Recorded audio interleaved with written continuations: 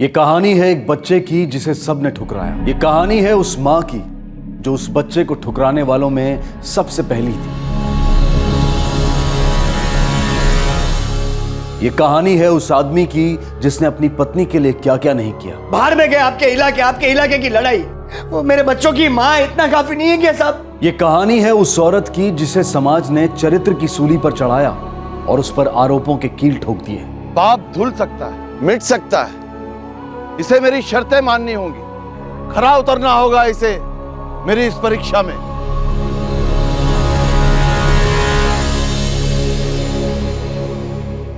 ये कहानी है गीता की, एक ऐसे जुर्म की गाथा जिसके लिए गीता जिम्मेदार थी ही नहीं, एक ऐसी सजा की गाथा जो निर्दोष गीता को सुनाई गई। लेकिन यह कहानी एक आदमी की भी है जो अपनी पत्नी के साथ सैलाब में भी डट कर खड़ा रहा और उसकी रक्षा करने के लिए वो किसी भी हद को पार करने को तैयार था।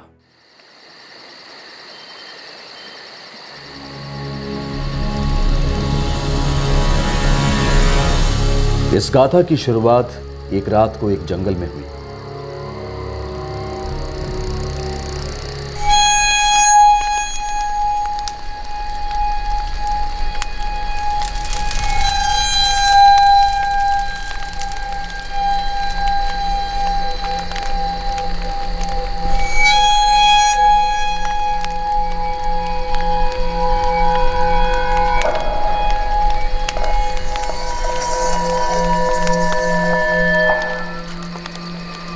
राम राम जहांगीर भाई। माल हाथ लगा क्या? एकदम कड़क माल है जहांगीर भाई, नया नया करारा माल है। अभी 6 महीना भी नहीं हुए यहाँ आए। क्या छे? यहीं अपने धारेली गांव में। इरफान, जो भाई परवेज को साथ लेके जा और सुबह सुबह उसको उठा के ले आ।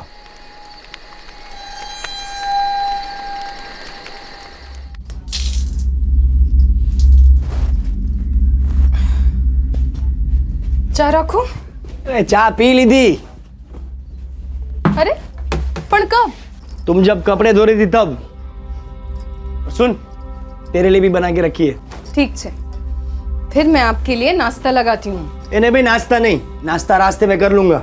आज रविवार है ना, सब घर पे मिलेंगे। जल्दी पहुंचूंगा तो ज्यादा साड़ी बेचूंगा, मुनाफा भी ज्यादा होगा। निकलता हूँ मैं। संभल के जाना हो। हाँ। और सुन, मैंने चाय बनाई ना तो रात का दूध इस्तेमाल किया है और नया दूध का पैकेट वहां पड़ा है अंदर, बाद में गर्म कर लेना।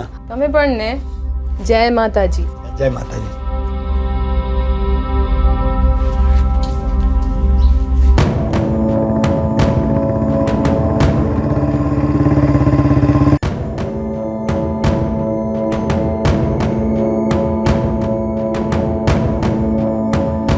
समझ गया ना? है? अब जल्दी बोल, क्या बोला मैंने? बिल्डिंग नंबर 4 पहला माला। हाँ उनका नाम गीता बहन है। हाँ, अब जल्दी जा और गीता बहन को बोल कि यहाँ आवे। हाँ जा।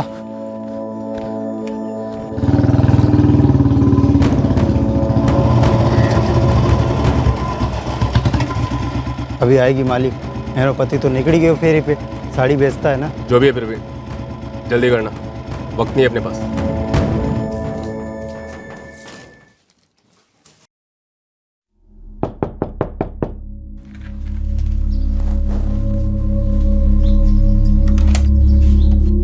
गीता बहन, શું છે? वो आपके गांव से कोई तो आया है, आपको ढूंढ रहे थे। मेरे गांव से?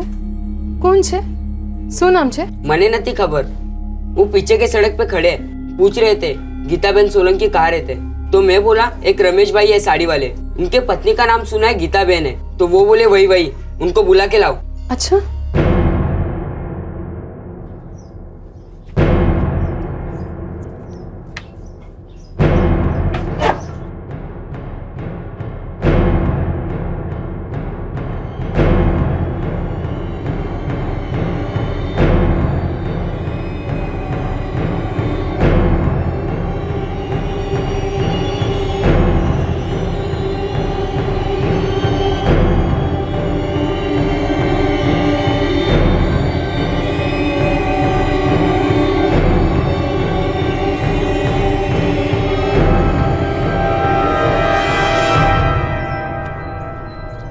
आप लोग मुझे ढूंढ रहे थे? वो गीता सोलंकी। हम तो आपको ढूंढ ढूंढ के थक गए हैं, बताइए। अच्छा वो आप खुद ही यहाँ आ गई। पण भाई, તમે કોણ છો? वो छोकरा बोला आप लोग मेरे गांव से हैं। मैंने तो कभी आपको देखा नहीं। मैंने भी आपको पहले कभी नहीं देखा, लेकिन अब जो दिख रहा है वो बहुत उम्दा है। ए सस्ते भाव में साड़ी लो, साड़ी प्रिंटेड, ए डायरेक्ट फैक्ट्री का माल। ए साड़ी लो, साड़ी, ए बांधनी, पटोला, गरचोला, ए डायरेक्ट फैक्ट्री का माल। रमेश, राम राम मुंशी भाई। राम राम। क्या हुआ भाई तारी घरवाड़ी क्या है? अरे ऐसा અત્યારે घर पर नहीं है।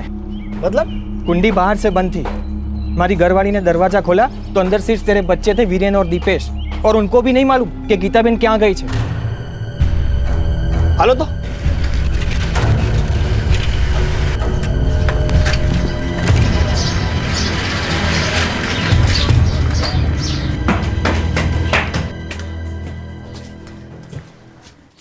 શું થયું દીપેશ બેટા? મમ્મી ક્યાં? खबर ना थी, हम दोनों तो सो रहे थे। उठ के देखा तो मम्मी नहीं है। मने एम के बाहर गई होगी, लेकिन दरवाजा तो बाहर से बंद था। मैं थोड़ी देर बैठा रहा, बाद में भूख लगी इसलिए जोर से चिल्लाया तो उर्वशी काकी आ गई। जो रमेश भाई, कचरा जैसे का तैसा ही पड़ा है। ये चंपल भी इधर ही है। ये बगैर चंपल के गीता कहाँ गई होगी?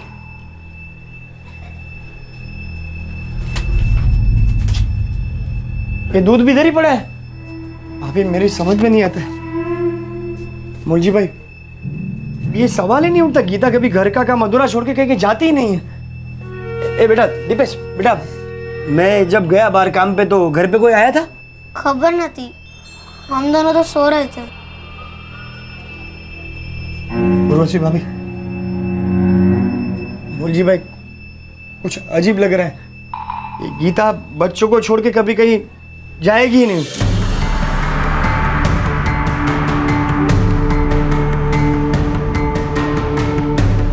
रमेश जानता था कि उसकी पत्नी गीता अपने घर को, अपने बच्चों को ऐसे छोड़कर नहीं जा सकती। उसके अंदर डर ने दस्तक दे दी थी और शुरू हुई गीता सोलंकी की खोज।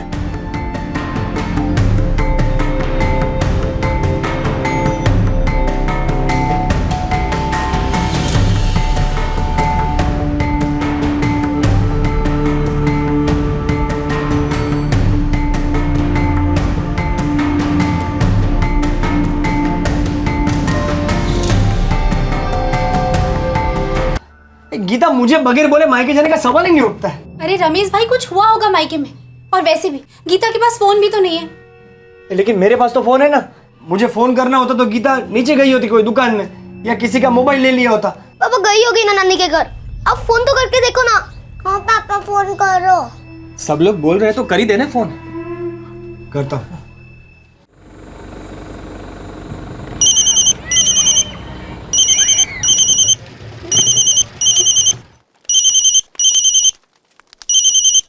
ए फोन लाओ तो जो कौन हो?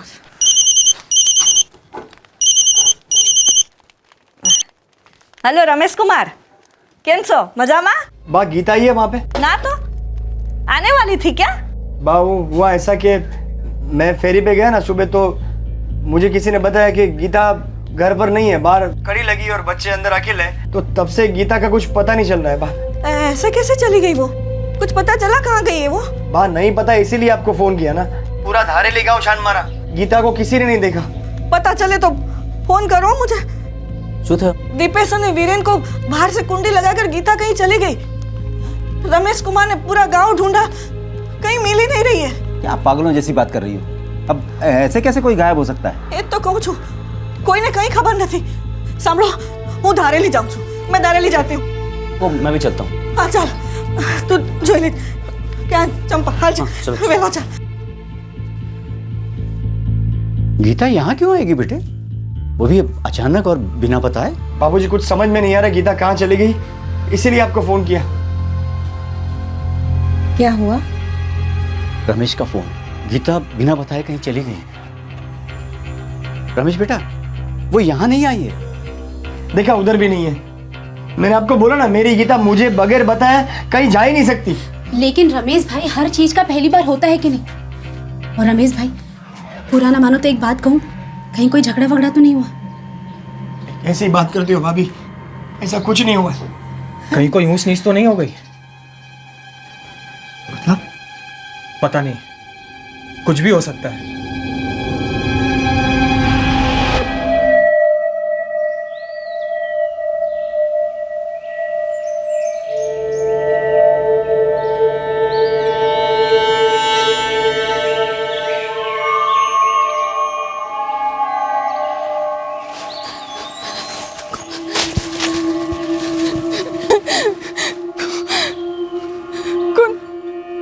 कौन हो तुम लोग? मुझे यहाँ क्यों लाए हो? हम भूखे हैं, बहुत भूखे। नहीं नहीं,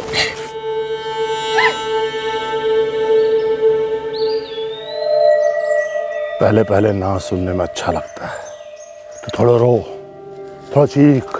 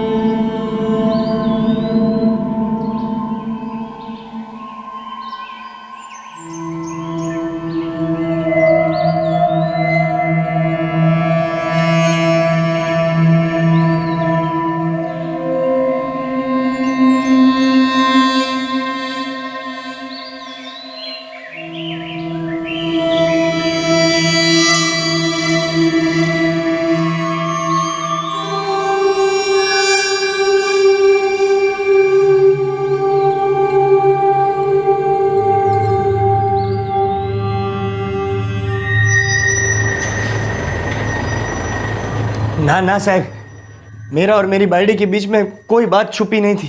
लगन पहले कोई लफड़ू है? कोई प्रेमी, कोई बॉयफ्रेंड, कुछ था?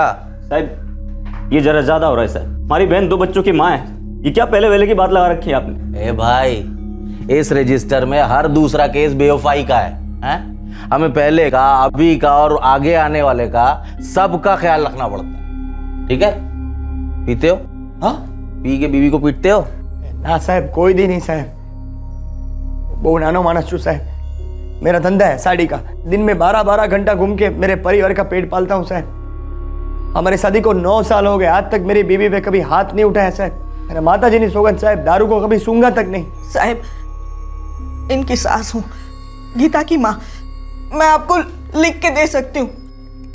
ये मेरे जमाई है ना, बहुत सच्चे और बोले आदमी है। गीता का फोटो है? हाँ सब मेरे पास। ठीक है, अभी तुम लोग जाओ, जैसे कोई खबर मिलेगी हम फोन कर देंगे, ठीक है? साहब हम लोग है ना इधर आए, उससे पहले हम लोग अहमदाबाद में रहते थे। इधर धारेली में अभी आए, 6 महीने भी नहीं हुए हम लोग को साहब। तो गीता को इधर का कुछ पता नहीं है साहब, अकेले जाने का कहीं सवाल ही नहीं उठता है। और दूसरी बात, मेरे बगैर मेरी बाइडी किधर जाती भी नहीं थी। देखो क्या है रमेश सोलंकी, मैं 2 काम कर सकता हूँ। एक तो तुम्हारे साथ दिन भर बैठ के तुम्हारी और गीता की पूरी राम कहानी सुनूं और उस पर एक उपन्यास लिख डालूं, और दूसरा ये है कि बाहर जाके उसे ढूंढूं, पता करूं कि माजरा क्या है? तो बताओ क्या करूं?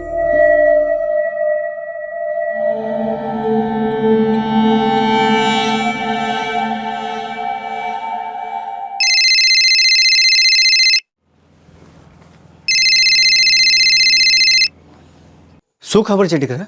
काई खबर होती बापूजी, कुछ पता नहीं चला है। पुलिस स्टेशन में कंप्लेंट की है। बात पुलिस तक चली गई? बापूजी मेरी बाइडी सुबह से गायब है, रात होने आई है। मुझे पता नहीं मेरी बाइडी को क्या हुआ होगा, क्या नहीं हुआ होगा। और आप बोलते बात पुलिस स्टेशन तक पहुंच गई, तो बात पहुंचेगी कहाँ पे? हाँ हाँ दिकरा, पर तू मुझ पे क्यों चिल्ला रहा है? मैं टेंशन से मेरा सर फट रहा है बापूजी, कुछ समझ में नहीं आ रहा बापूजी। गीता को कुछ हो गया तो मैं बाद में बात करता हूँ आपको। अभी तक वापस नहीं आई गीता भाभी? नहीं आई। और वो रमेश वो गुस्से से पागल हो रहा है, जोर जोर से चिल्ला रहा है मेरे पे। बेचारा बहुत परेशान होगा ना, वाची टेंशन वाली छे।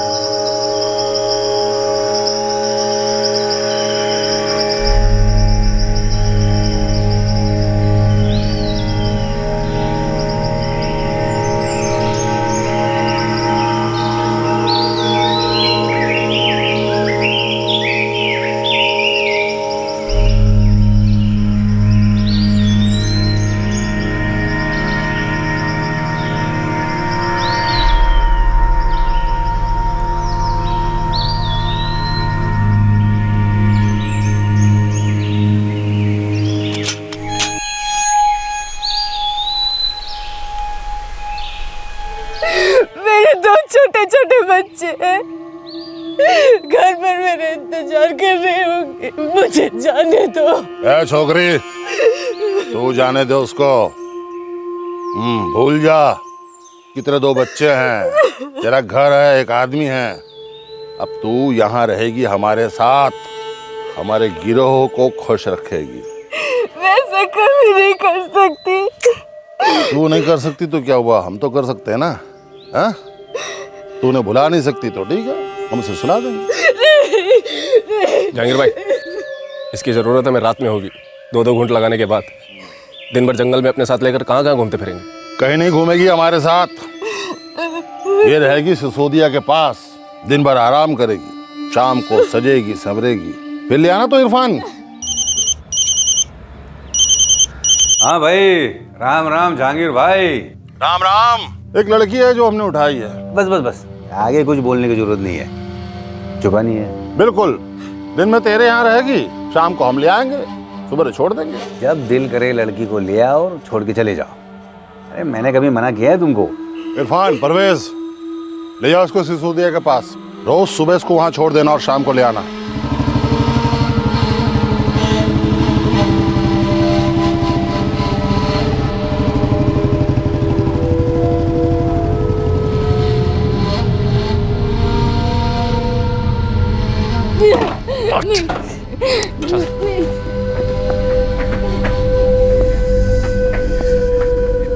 रजनी भाभी, ऐसे अपनी पुरानी साड़ी और ब्लाउज दे देना, और साबुन पानी भी देख लेना, ठीक है? जाना। चल चल। क्या बात है इरफान भाई, बहुत अच्छा हाथ मारा है। हमने तो बस हाथ मारा है, आप मुंह मारेंगे। अरे भाई, आपकी अमानत है, उसे जानना समझना भी तो जरूरी है ना, ऊपर से ठहरा शौकीन आदमी। अरे तुम फिर आ गए। अरे कहा ना, जैसी खबर मिलेगी तुम्हें बता दिया जाएगा, फोन आ जाएगा। साहब 24 कलाक थे गया साहब, मेरी बाड़ी का कोई पता नहीं चला साहब। मेरे बच्चे लोग रो रो के परेशान हो रहे हैं साहब। गीले कपड़ों के चक्कर लगाने से कपड़े सूख जाते हैं क्या? हर चीज का एक टाइम होता है, तकदीर होती है। अभी जाओ, इस बात को सही से दिमाग में डाल लो, जाओ।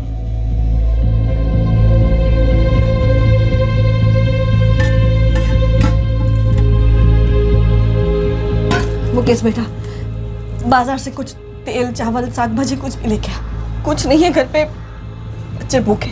मिल जाएगी, मैं सामान लेके आऊं।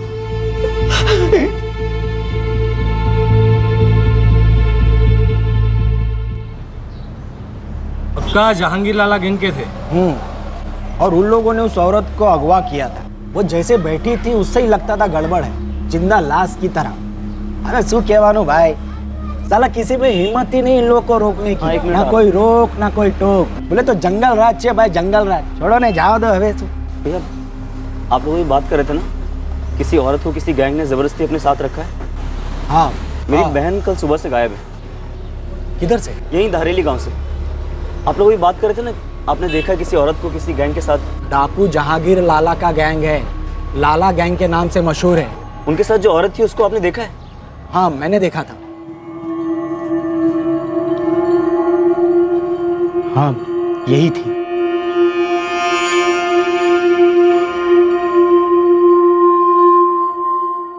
आपको याद है तभी उसने क्या पहना था? साड़ी, क्रीम बादामी कलर की साड़ी पहनी हुई थी।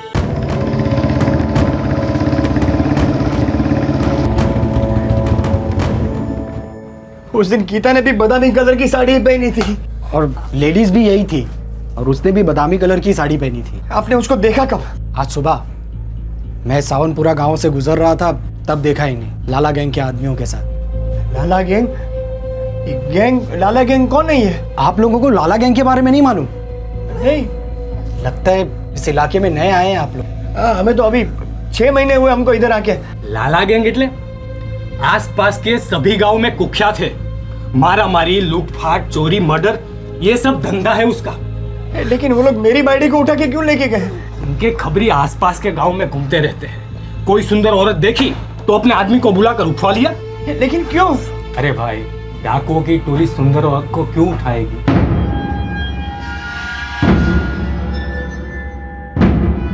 साहब, हमारी दिकरी ने बच्चा मिलो साहब। देखो, अगर तुम्हारी पत्नी सावनपुरा गांव में देखी गई है तो तुरंत वहां जाओ और वहां के थाने में जाकर रिपोर्ट लिखो। क्योंकि ये केस अब उनके थाने में आता है। जो कुछ भी करना है, पूछना है, वो वहां जाके पता करो। जल्दी करो, 1-1 मिनट कीमती, ठीक है? जाओ। मत कर, कोई असर नहीं होने वाला मुझ पर। मेरे 2 छोटे छोटे बच्चे। तेरे 2 छोटे बच्चे होंगे पर मेरा एक भी कान नहीं है। मुझे जाने दो, जाने दीजिए। पति प्यार करता है? वो शादी कब हुई? 9 साल होने को है। अरे तू तो नसीब वाली है, 9 साल प्यार करने वाले पति का सुख मिला, 2 बच्चे होने का सुख मिला, और तू रो रही है। मुझे देख, बच्चे तो हुए नहीं, और पति का प्यार क्या होता है मुझे पता भी नहीं। और काम क्या करती हूँ? लाला जो औरतें लेकर आता है उनकी देखभाल। तू पहली नहीं है और ना ही तू आखिरी होगी। ये सब करने से मुझे मिलता क्या है? कुछ भी नहीं। और मेरा पति जब तुम्हारे पास आता है तब जले पे नमक अलग। नहीं आएंगे, नहीं आएंगे। मैं यहाँ से भाग जाऊंगी दीदी, तुम कह देना भाग गई। छोकरी वो डाकू है, पहले गोली दागेंगे और फिर पूछेंगे कि कहाँ भाग गई, कैसे भाग गई। अब तक तो कोई भाग ना पाई, ये कैसे भागी? तू यहाँ से भागने का ख्याल अपने दिमाग से निकाल दे, और मुझसे कोई मदद की उम्मीद मत रखना। बस इतनी दुआ कर कि वो लोग तेरे बदन से जल्दी उब जाए और कोई नई छोरी ले आए। हो सकता है तब वो तुझे छोड़ दे। दीदी, दीदी, दीदी।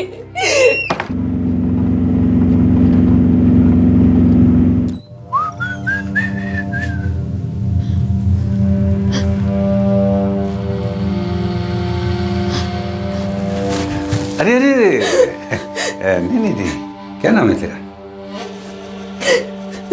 ये बता ना, क्या है नाम तेरा? गीता।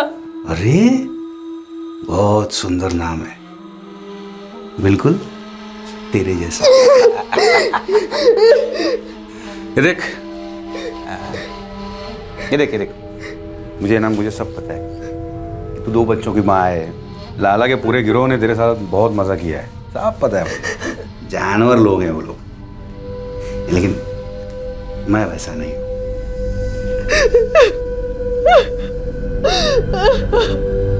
साहब, मेरी बड़ी गीता लाला डाकू के साथ इसी गांव में दिखी थी। जो भाई ये दिखी थी कि नहीं दिखी थी वो जाने थे। पहले धारेली पुलिस स्टेशन में मिसिंग कंप्लेंट किया था ना, उसकी कॉपी नकल है? नहीं साहब, धारेली वाले साहब ने कोई नकल दी नहीं। उन्होंने बोला कि जल्दी की जल्दी आपको जाके मिलो, 1-1 मिनट कीमती है। जो भाई उन्हें लगा होगा कि तुम नकल ले चुके हो। नहीं, उन्होंने कोई नकल दी ही नहीं। तुमने मांगी नहीं होगी। देखो भाई, तुम्हारी पत्नी धारेली पुलिस स्टेशन से गायब हुई है। जब तक वहां की मिसिंग कंप्लेंट हमारे पास नहीं आएगी तब तक हमारे हाथ बंधे हुए।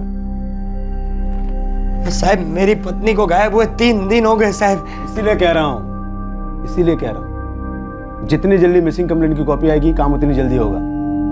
देखो एक एक मिनट तुम्हारे लिए भी कीमती है और हमारे लिए भी। जाओ जल्दी से कॉपी लेकर आओ। साहब आप ढूंढना शुरू तो कीजिए, मैं शाम तक नकल लेके आऊंगा। हर काम करने का एक तरीका होता है और सरकारी काम हो तो बहुत कुछ होता है। फाइलें होती हैं, नकल होती है, नकल की नकल होती है, शिफ्ट होती है, छुट्टियां होती है। मैं जो भाई ये सब बताते बैठूंगा ना तो एक दिन और निकल जाएगा। इसलिए बोल रहा हूँ जल्दी से जाओ नकल लेकर आओ, उसके बगैर कुछ नहीं कर सकते। अरे वो लोग डाकू है, डाकू साहब मेरी बाड़ी को जबरदस्ती अगवा करके लेके गए। अगर मैं नकल लेके यहाँ पे पहुंचूंगा और तब तक वो लोग यहाँ से निकल चुके तो? वो लोग अभी निकल चुके होंगे तो? तुम्हारी पत्नी अगवा ही नहीं हुई होगी तो? वो जहांगीर लाला डाकू ही ना होता तो? जब तक मिसिंग कंप्लेंट की कॉपी हमारे पास नहीं आएगी तब तक हम कुछ नहीं कर सकते। जल्दी से जाइए कॉपी ले आओ, जाओ।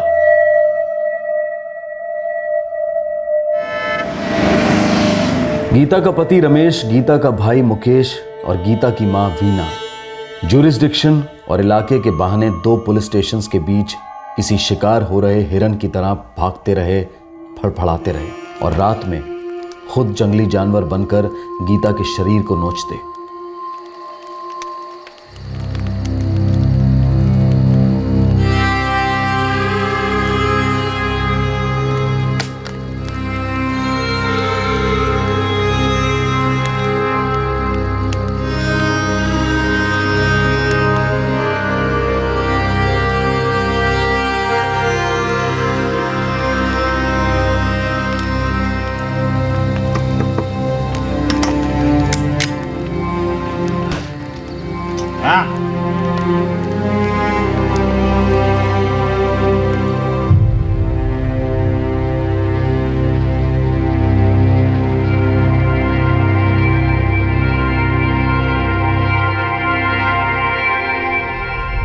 रमेश को 2 पुलिस थानों के बीच में एक फुटबॉल की तरह लात मारी जा रही थी। गीता तन और मन से सुन पड़ गई थी, बेजान सी हो गई थी। लेकिन गीता को जान से भी ज्यादा प्यार करने वाला उसका पति रमेश आखिरकार अपने संयम पर काबू खो बैठा। अरे बाहर में गई आपकी थाने की लड़ाई साहब। वो मेरी बाड़ी है, बाड़ी साहब। वो मेरे बच्चों की माँ है, इतना काफी नहीं है क्या साहब? पहले आवाज नीचे कर।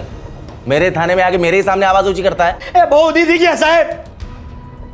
कितने दिन हो गए साहब मैं आपके पास भीख मांग रहा हूँ, आपको मेरी आवाज सुनाई नहीं दे रही थी? मुझे फरियाद की कॉपी दो साहब, जिसमें साफ साफ लिखा हो कि मेरी बाड़ी लापता है और मुझे पूरा शक है कि मेरी बाड़ी को लाला गैंग ने अगवा किया है। पहले आवाज नीचे कर और इस बदतमीजी के लिए माफी मांग दो।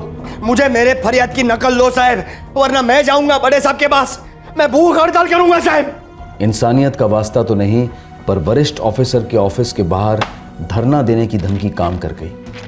चले खुश रहे, हम भी देखते हैं तू इस लड़ाई को कहां तक ले जाता है। जा। धारेली पुलिस थाने से मिली इस मिसिंग कंप्लेंट की कॉपी के आधार पर रमेश सावनपुरा स्टेशन इंचार्ज पर दबाव डाल पाया कि वो उसकी पत्नी को ढूंढ निकाले, जिसकी उन्हीं के इलाके में कहीं छुपाई गई होने की आशंका थी। ठीक है, अब ढूंढते हैं तुम्हारी पत्नी को। जाओ।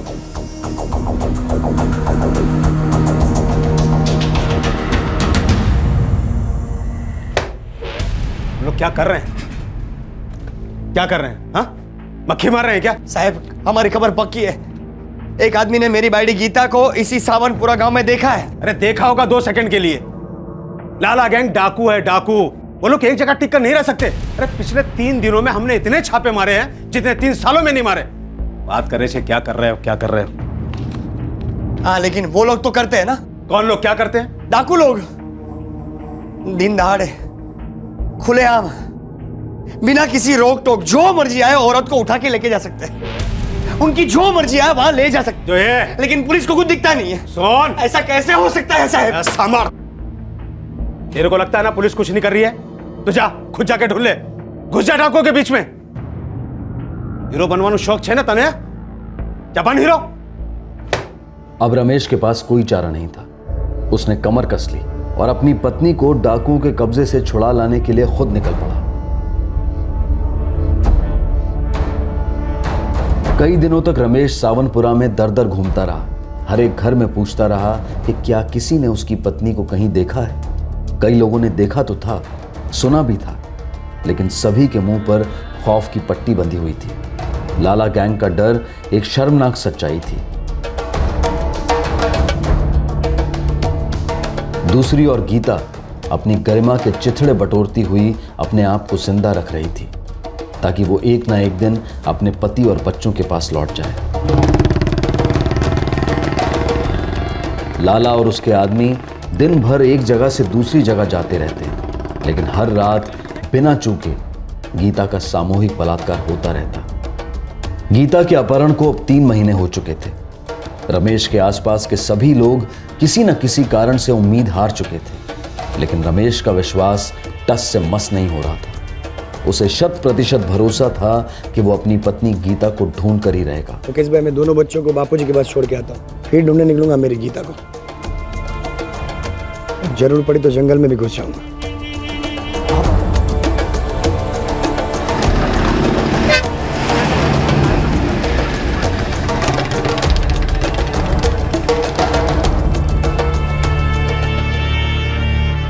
बापूजी 3 महीने हो गए,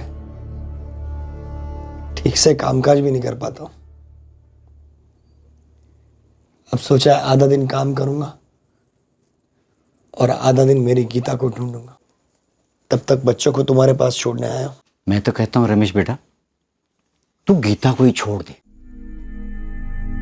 ऐसे कैसे छोड़ दूं बापूजी? वो मेरे बच्चों की माँ है, मेरी पत्नी है। थी, अब 3 महीने से वो उन डाकुओं के साथ रह रही है, पता नहीं किस हाल में रह रही है। और अब अगर उसे तू लेकर घर आया ना, तो हम सब की जिंदगी और बर्बाद हो जाएगी। और भाई, अगर आप किसी तरह से गीता भाभी को घर वापस भी ले आए ना, तो ये गांव वाले हमारा हुक्का पानी बंद करवा देंगे। हाँ बेटा, अब वो तेरे लायक नहीं है, ना ही बच्चों के लायक। तो उसे भूल जा। कुछ समय के बाद हम दीपेश और वीरेन के लिए नई माँ ले आएंगे। नहीं दादी, हमें नई मम्मी नहीं चाहिए। बापूजी, भावेश, जब मेरी गीता से शादी हुई ना, तब मुझे पंडित जी ने मंत्र का अर्थ समझाया था और मैंने अग्नि की साक्षी गीता को वचन दिया था कि चाहे जो कुछ भी हो जाए, मैं तुम्हारी रक्षा करूंगा। वो मंत्र वंत्र सब जो है ना, वो मंडप तक ही ठीक है, असली जिंदगी और होती है। मेरी सिर्फ एक ही जिंदगी है, और वो भी असली, गीता। उसके साथ जो कुछ भी हुआ गलत हुआ बापूजी, उसमें उसका क्या कसूर? अब चाहे डाकू हो, गांव वाले हो, या मेरा अपना परिवार, मैं गीता के लिए सबसे लड़ूंगा। अगर तुझे हमारी इज्जत की कोई पड़ी नहीं है, तो हमें भी तेरे और तेरे बच्चों की कोई परवाह नहीं है।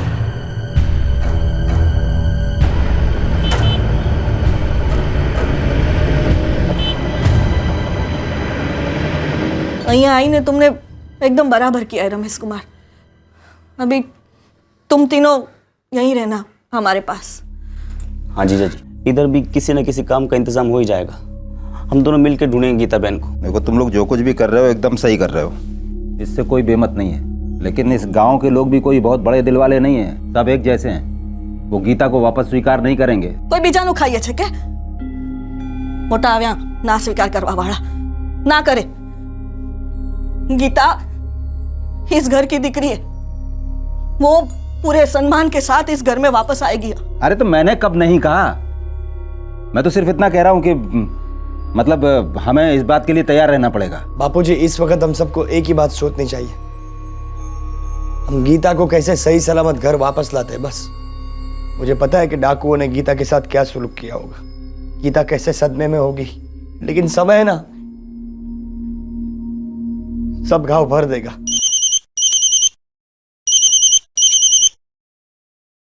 हेलो वीना बेन, हाँ, कौन? आपकी डिग्री गायब है ना?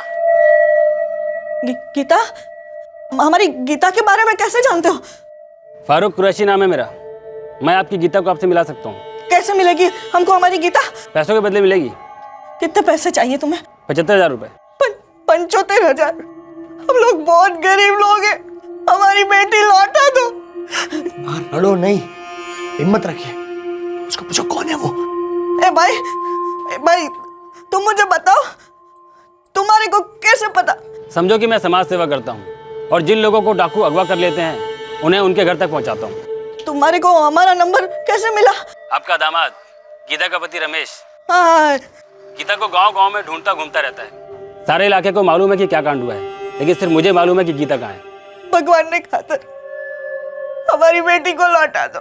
गीता मेरे नहीं डाकू कब्जे में है और ये पैसे मुझे उन्हें ही देने हैं। जानता हूँ कि आप लोग गरीब हैं, इसलिए कम से कम 75,000 रुपये लूंगा। अगर डाकू के साथ इससे नीचे की बात की तो वो लोग गीता को देने के बजाय मुझे ही मार डालेंगे। सच कह रहा हूँ।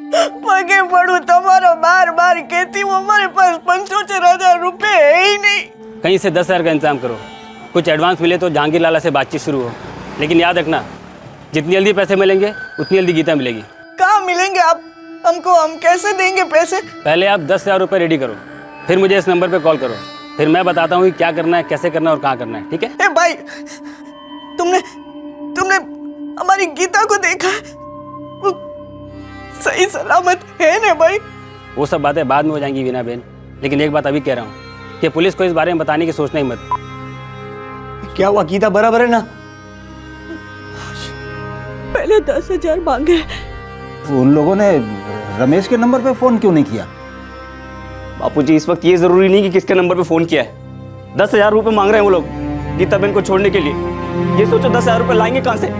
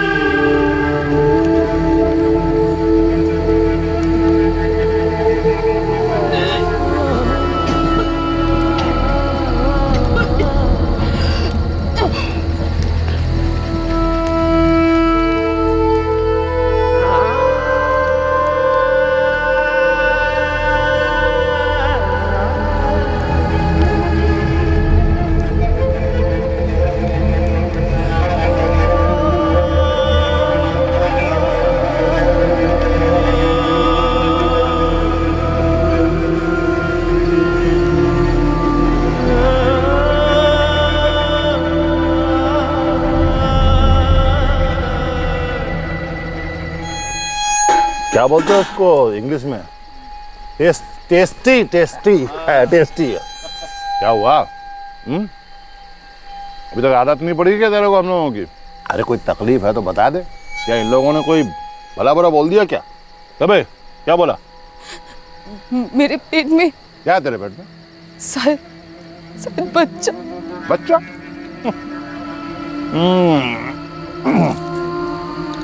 अब तो दया करो, पैर पड़ती हूँ। अगर तेरे पेट में बच्चा है तो वो बच्चा हमारा है। हम तेरे बच्चे को भी रखेंगे और तुझे भी। दया करो, दया करो मुझ पर, मुझे जाने दो। जाओ। लेकिन अपने घर नहीं, हमारे घर।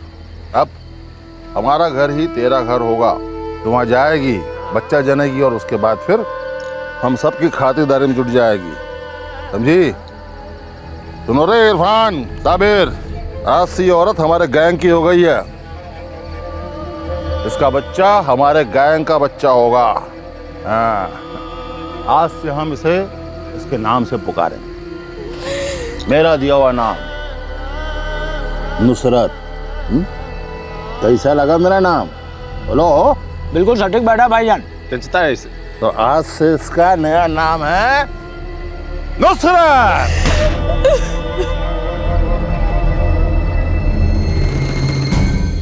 भीरू गांव के चौक पर 11 बजे पहुंच जाना। मैं लाल रंग की मोटरसाइकिल के पास खड़ा रहूंगा। और हाँ, पैसे लेकर आना।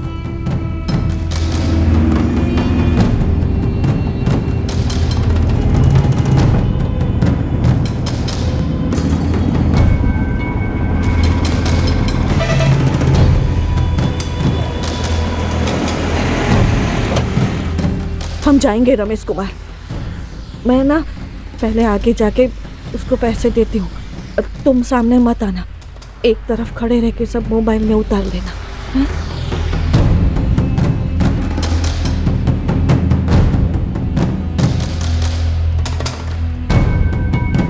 फारूक भाई कुरैशी। वीना बहन, पैसे लाई हो ना? पूरा 10,000 छे भाई। हमारी गीता कब मिलेगी? अभी बातचीत शुरू हो गई है, थोड़ा टाइम लगेगा, लेकिन ज़्यादा नहीं। आपकी बेटी आ जाएगी। कुछ टाइम तो बताओ, 1 दिन 2 दिन कब आएगी? जब 3 महीने से ज़्यादा इंतजार किया है तो कुछ दिन और सही। और मेरा फ़ोन चालू है, कभी भी ये मैं सोची है कि मैं पैसे लेके भाग जाऊँगा। सिर्फ 10,000 के लिए इतनी मेहनत नहीं करूँगा मैं। मुझे पूरे पैसे चाहिए और आपको गीता, दोनों की ज़रूरत पूरी होगी। चलता हूँ। भाई थोड़ा कुछ तो बता। एक तरफ अपने आप को सोशल वर्कर बताने वाला फारूक कुरैशी गीता की मां वीना को आश्वासन दे रहा था कि गीता कुछ ही दिनों में घर लौटेगी। दूसरी तरफ हकीकत कुछ और ही थी। जंगल में लाला गैंग प्रेग्नेंट गीता को एक नई जगह ले गए थे। ये जगह थी जहां जहांगीर लाला का परिवार रहता था। ये घने जंगलों के बीच एक सुनसान इलाका था।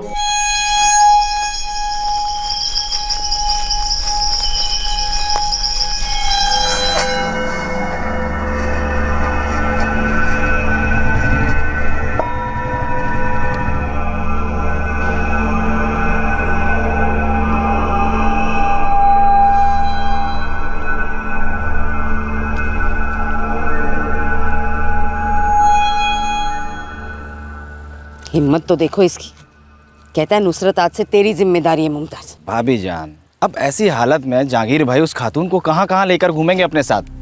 जानू में जाए मेरी बला से। गहरी गहरी औरत उठा लाते, मजे मारते, इनका पेट भरा है उसका पेट भरा, पटक देते मेरे माथे। आप भी जानती हैं, हम भी जानते हैं कि जहांगीर भाई एक बार जो फैसला कर लेते हैं तो किस कर लेते हैं।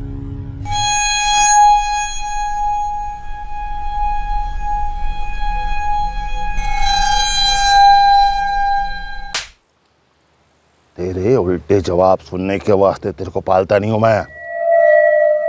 अपनी जान जोखिम में डालूं मैं, जंगल में शिकार करूं मैं और सवाल जवाब करे तू। ठोसता हूं ना तेरे मुंह में पैसा।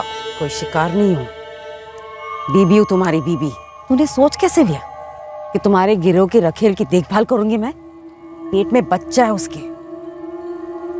किसका है? तुम में से किसी का? ज्यादा सवाल जवाब नहीं। जो मैं बोल रहा हूँ ना उसको ध्यान से सुन। तू उस तंबू के बाजू में एक और तंबू लगाएगी, नुसरत उसी में रहेगी। तू उसका ढंग से ध्यान रखेगी, उसे खिलाएगी पिलाएगी, उसका बच्चा जनवाएगी। और ज्यादा बकवास की ना तो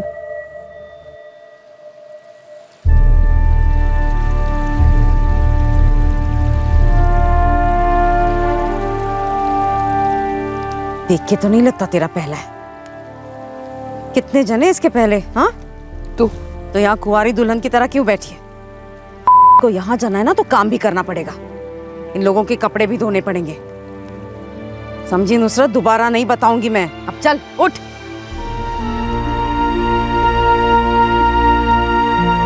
चल।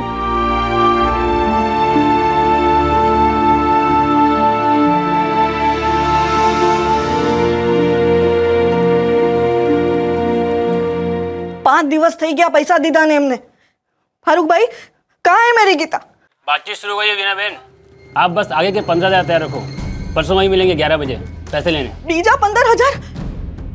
फारूक भाई अभी तक तुमने कोई गीता की खबर तक नहीं दी है हमको, और तुमने कहा था ना जल्दी आएगी गीता। जल्दी का मतलब अभी तो नहीं होता ना वीना बहन। अब मैं किसी सब्जी वाले या किसी किराने वाले से तकादा नहीं कर रहा हूँ, ये डाकू है वो लोग। और एक बात आपको बता रहा हूँ, गीता पहली औरत होगी जो लाला गैंग से जिंदा वापस आएगी, वरना आज तक ऐसा हुआ नहीं है। फारूक भाई तुम कुछ भी करो, बात करो उनसे, कुछ भी करो, मेरी गीता को वापस ले आओ। आप पैसे ले आओ बस, ठीक है? अरे मूर्ख बना रहा है आदमी हमको, मूर्ख। माँ लगता तो मुझे भी ऐसा ही है। पर हम क्या कर सकते हैं? और हैं पुलिस तो कुछ करती नहीं है। ये एक ही आदमी है जिस पर हम कुछ भरोसा कर सकते। और 15,000 का बंदोबस्त करता हूं मैं, लेकिन बाकी एक भी पैसा नहीं दूंगा। बाकी के 50,000 रुपए देंगे, लेकिन मेरी गीता के वापस आने के बाद। मने खराब समझो हो तो खराब समझो, पर मैं कह देता हूं, गीता के लौट के आने के बाद हमें बड़ी कीमत चुकानी पड़ेगी, जो 15-20 हजार से बहुत ज्यादा होगी।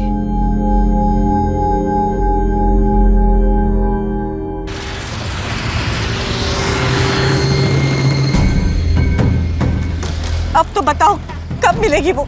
समझो बहुत जल्द। बहुत जल्दी बंद करो भाई। तुम्हें कौन से कब आएगी? तारीख बताओ। क्यों, पूरी बारात लेके आना है क्या? मैं ये पैसे ले जाकर उनको दूंगा। उन्हें लगा कि गीता को छोड़ने में उन्हें कोई खतरा नहीं है तो उसे छोड़ देंगे। हाँ, इसमें महीना नहीं लगेगा लेकिन कुछ दिन लगेंगे ना। कल भी हो सकता है, परसों भी हो सकता है, तरसों भी हो सकता है। मैं बताऊंगा आपको।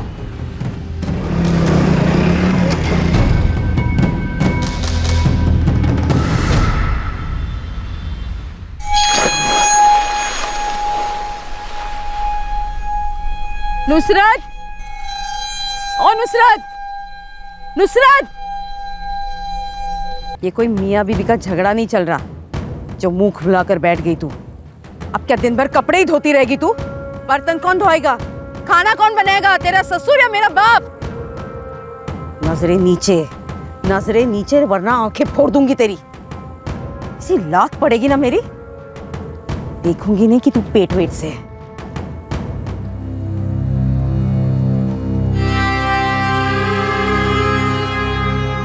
जल्दी हाथ चला। अपने साथ हुए इस भयंकर हादसे का दर्द गीता सोलंकी ने खामोशी की चादर में लपेट लिया था, पर बीच बीच में मायूसी का पर्दा खिसकता। उम्मीद की रोशनी की चंद किरणें गीता पर गिरती। उसे हल्का सा आभास होता कि शायद वो एक दिन आजाद होगी इस नरक से। पर गीता के परिवार वाले फारूक कुरैशी से नाउम्मीद होते जा रहे थे। फारूक के ये शब्द कुछ दिन बाद, बहुत जल्द, ये सारे शब्द महज शब्द बनकर रह गए थे। हकीकत तो यह थी कि फारूक कुरैशी ने गीता के परिवार को तनाव के कगार पर धकेल दिया था। और फिर अचानक एक ऐसी रात आई जब गीता के पति रमेश और गीता की मां वीना का उस आदमी से साक्षात सामना हुआ जिसने गीता को गुलाम बनाकर रखा था।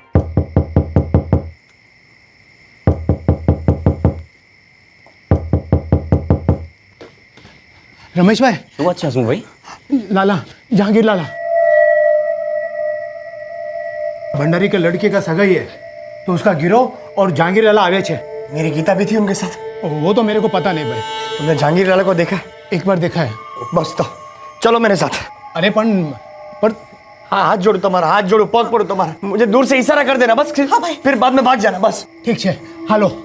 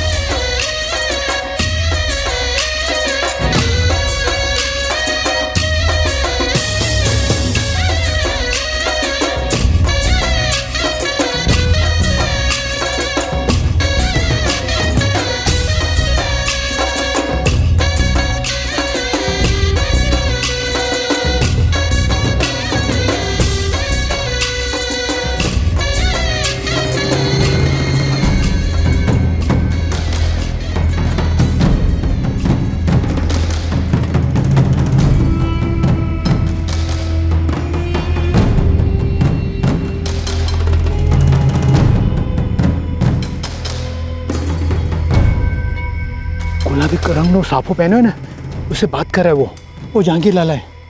वो मुच्छड़? हाँ, हो जाऊं। फारूक, धोखा दिया मेरे को। और लाला के साथ मिला हुआ लगता है। मैं सीधा लाला के पास जाता हूँ और गीता को मांगता हूँ। जी नहीं, बात समझाओ ना जीजा जी को। रमेश कुमार गलती कर रहे हैं। ये मुकेश, ये गीता तारी बहन छे। बहन मारी बायडी छे। हाथ लाला ने गीता को वापस नहीं लौटाया ना, मारी नाखे जानती। रमेश कुमार समझो। अरे पण बा, इस तरीके से उसके सामने गए ना, जिंदगी भर वापस नहीं करेगा गीता बहन को। ऐसा करते, यहाँ के पुलिस थाने में जाते, उनको बताते कि ये कुख्यात डाकू लाला ये भंडारी की बेटी की सगाई में आया हुआ है, उसे पकड़ लो। जहांगीर लाला को देखा? हाँ सर। तुम लोगों को पता कैसे चला कि जहांगीर लाला है? साहब, हमारे साथ एक आदमी आया था, उसने पहले भी जहांगीर लाला को देखा है। और वो जहांगीर लाला के साथ फारूक कुरैशी भी था। हाँ, वो बात कर रहा था उससे, उसी ने पैसे लिए हमारी बेटी लौटाने के लिए। तो अब आप लोग दलालों की मदद लोगे? हाँ, तो आप लोग तो हमारी मदद करते हो नहीं, तो हम लोग तो सामने जो आएगा उसकी मदद लेंगे ना साहब। जाएंगे कहाँ हम लोग? हम तो अंधेरे में हाथ पैर मार रहे हैं साहब। इतने सारे पुलिस वाले, लेकिन मेरी बाइडी को वापस ला नहीं सकते। आवाज नीचे। अरे आप क्या बोलो साहब, मेरे हाथ जोड़ो। मैं चमड़ी निकाल दूं, आप चलो मेरे साथ साहब, भगवान के लिए आप चलो। अरे चलते नहीं आप साहब, चलो मेरी बाड़ी।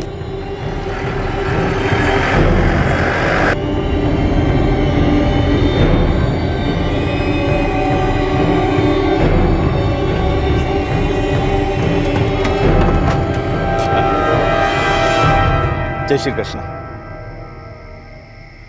शो अच्छे इंस्पेक्टर साहब, मेरी बेटी की सगाई में आप ऐसे? खबर मળી છે કે डाकू जहांगीर लाला यहाँ पे था। कौन अफवाह फैलावे छाबदी? ऐसी वाहियात बात आपको किसने बताई? इंस्पेक्टर साहब, हम सबने अपनी आंखों से देखा था। आ लोगों फरियाद करी है। लेकिन ये लोग है कौन? 4 महीने से मेरी बाड़ी गायब है और ये जहांगीर लाला मेरी बाड़ी को जबरदस्ती उठा के लेके गए। आज तक मेरी बाड़ी वापस नहीं मिली मुझे, और वो जहांगीर लाला इधर ही था इनके साथ, और वो उसका दूसरा आदमी फारूक भी था। फारूक इधर। साहब वो दोनों भी यही थे, इनके साथ ही थे, और शायद टोली के बाकी के लोग भी होंगे यहाँ। पता नहीं ये डाकू लोग ये आदमी की बेटी की सगाई में क्या कर रहे थे। ओ बहन, मोड़ू संभाली ने बात करो। तुम्हें अपनी बिरादरी के सबसे इज्जतदार आदमी के आंगन में खड़ी हो आप। इंस्पेक्टर साहब, आप भी किन लोगों की बातों में आ गए? मेरी ही बेटी की सगाई पे मेरे घर की तलाशी लेने आ गए। देखो, किसी डाकू के साथ मेरा कोई लेना देना नहीं है। झूठ बोल रहे हैं ये सब। भंडारी जी माफ कर जो। दरअसल बात यह है कि पिछले 4 महीनों से लोगों ने दिमाग की दही करके रखा है। इनको लगता है हमारे पास दूसरा कोई काम ही नहीं है। हाँ तो काम है क्या आपके पास? ना आपके पास काम है क्या? एक आदमी की बाड़ी 4 महीने से कोई उठा के लेके गया है, ना डाकू को पकड़ा, ना मेरी बाड़ी को वापस लाए, तो फिर आपके होने का काम क्या है? मेरे घर में आके ऐसा बूम बराड़ा नहीं करने का। इधर करो बूम बराड़ा, बोलो ना। हम सब सच बोलते हैं साहब, वो फारूक इधर ही था और जहांगीर लाला भी इधर ही था इनके साथ। जहांगीर लाला यहाँ नहीं आया था इंस्पेक्टर साहब। इधर आया था। तेरे को जहांगीर लाला को पकड़ना है ना, तो जा जंगल में घुस जा, भिड़ जा उसे। ए नत्थू, बबलू, इधर आओ, बाहर निकालो इन लोगों को। इस घर से नहीं, पूरे गांव से बाहर निकालो। भंडारी जी उसकी जरूरत नहीं है। मैं माफी मांगता हूँ उनकी तरफ से भी और अपनी तरफ से भी कि आपकी बेटी की सगाई में आके आपको परेशान किया। चले उपाड़ो इन्हें। अब इधर। अरे यार चल चल चलो। साहब एक मिनट, भरोसा नहीं है मुझ पर। ये देखिए, हम लोग ने वीडियो शूटिंग की है। ये फारूक है, ये फारूक देखिए, ये फारूक ने हमसे वादा किया था मेरी गीता को वापस लौटाने का, पैसे भी लिए थे, और यही फारूक इधर था जहांगीर लाला के साथ इधर थोड़ी देर पहले। ये अपनी जासूसी अपने पास रख। तांडव किया था ना थाने में, इसके लिए इधर पे आए। एक चूहा नहीं मिला यहाँ पे। डाकू जहांगीर लाला तो बहुत दूर की बात है। अरे ये एक बात सांभળી लो, ये मैटर को अब क्लोज कर दो। क्लोज समझ में आता है ना? बंद। अरे ऐसे कैसे क्लोज कर दे साहब? मेरी बहन उन डाकुओं के कब्जे में। मुझे तो लगता है ये भी उनके साथ मिले हुए हैं। चुप है साहब, ऐसा होगा तो बोल दो, हम आपको परेशान नहीं सांबार। करेंगे। मेरी जगह कोई दूसरा होता ना तो चमड़ी उधेड़ देता इस इल्जाम के लिए। नहीं नहीं साहब, ये फारूक है ना, उसको मैंने यहाँ देखा था। हाँ साहब, अभी वो भाग के ज्यादा दूर नहीं गए होंगे। जो बेन, ये जो भी नाम तुम ले रही हो ना, वो यहाँ भंडारी जी की बेटी की सगाई में नहीं, तुम्हारे मन में है। ले सो। अरे पागल हो गए क्या आप लोग? फारूक, हमने मेरी आंखों से देखा है सब कुछ। वो हर चीज जो दिखती है सच नहीं होती है, और एक तो आपने बहुत बड़ी गलती कर दी है। हमने गलती करी है? तू हमें से पैसा लेके उस डाकू के साथ बैठ के शरबत पीता है। मीना बेन, अगर जहांगीर लाला को भनक भी लग गई ना कि आप लोग उसकी जासूसी कर रहे हो, तो समझ लो कि गीता इस जन्म में आप लोग को मिलने वाली नहीं है। तू ना हमें को अब ज्यादा मूर्ख मत बना। वैसे भी इस जन्म में ना तेरे से हमारी बेटी नहीं मिलने वाली है, इतना तो समझ में आ गया हमको। समझा? एक मिनट, बाप फोन आपको। ये हेलो फारूक। फारूक सुन, रमेश बोल रहा हूँ। रमेश गीता का पति।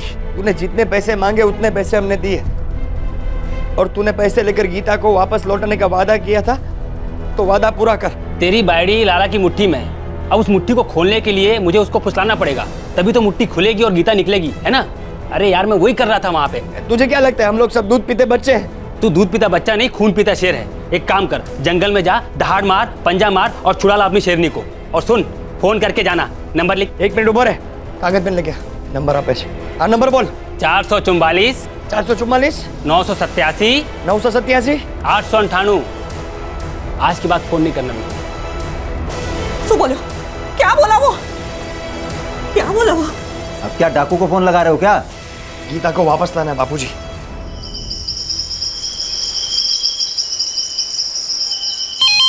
मां ने इस वक्त किसका फोन है? साला जानो निकल गया हाथ से। कोई अनजाना नंबर है भाईजान। साले कुतरे की तो खैर नहीं। कौन है बे? हेलो, जहांगीर लाला बोल रहे हैं? और नहीं तो क्या तेरे बच्चों का बाप बोल रहा, भूतनी के? मेरे को फोन करके मेरे से ही पूछता है कौन बोल रहा है? कुतरे तू साला कौन बोल रहा है? मैं रमेश सोलंकी बोलता हूँ, गीता सोलंकी का पति। कौन गीता सोलंकी? जिसको तूने अगवा किया था। हैं? क्या किया था? जिसको तूने दिन दहाड़े उठा लिया था ना, धारे ले गया उसे 4 महीने पहले। वो गीता की बात करता हूँ। हाँ नुसरत। पहले जो भी नाम था उसका गीता सीता मैं नहीं जानता, अब वो नुसरत है, नुसरत। वो मेरी बाइडी है लाला। साले आइंदा अगर मुझे फोन किया ना, तेरे घर पे आके तेरे को ठोक दूंगा। गीता मर चुकी है और नुसरत तेरे मुंह पे थूकेगी भी नहीं। तू कुछ भी बोलना बंद कर। तेरे में हिम्मत है तो तू सामने आने, फिर देख तेरा मैं क्या हाल करता हूँ। तेरे तो बच्चे हैं ना, शांति से रह, कोई दूसरी कर ले। हेलो हेलो हेलो जहांगीर लाला, भाई तेरे हाथ जोड़ता हूँ, मेरी गीता को छोड़ दे भाई। कम से कम मेरे बच्चों के वास्ते मेरी गीता को छोड़ दो। क्या सच में छोड़ दूं? छोड़ दे भाई, भाई माफी मांगता हूँ लाला भाई। चल छोड़ देता हूँ, लेकिन उस पर बहुत खर्चा किया हमने। तो एक काम करे, 5-1 लाख का इंतजाम कर ले, बच्चे पैसे इकट्ठे हो जाए ना, इसी नंबर पे फोन करना। जहांगीर लाला रखेला बदलता है, सिम कार्ड नहीं, समझा? हेलो हेलो हेलो, क्या क्या बोला?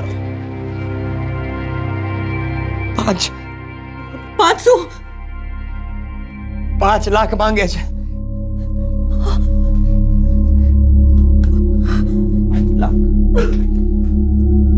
ओके जी, सब कुछ बेच भी देंगे तब भी 5 लाख इकट्ठे नहीं कर पाएंगे। और अगर किसी तरह इकट्ठे कर भी लिए ना, उसको दे भी दिए, तब भी वो गीता को वापस करने वाला नहीं है, ये लिख के ले लो हमसे। ऐसा क्यों बोल रहे हैं बापूजी आप? अरे पर 5 लाख आएंगे कहां से? अभी जहांगीर लाला को 1 रुपया नहीं दूंगा, देखना। अब कुछ भी हो, पुलिस को जहांगीर लाला को पकड़ना ही पड़ेगा। बस हो गया, बहुत हो गया। मेरी गीता ने और मेरे बच्चों ने बहुत सहन कर लिया।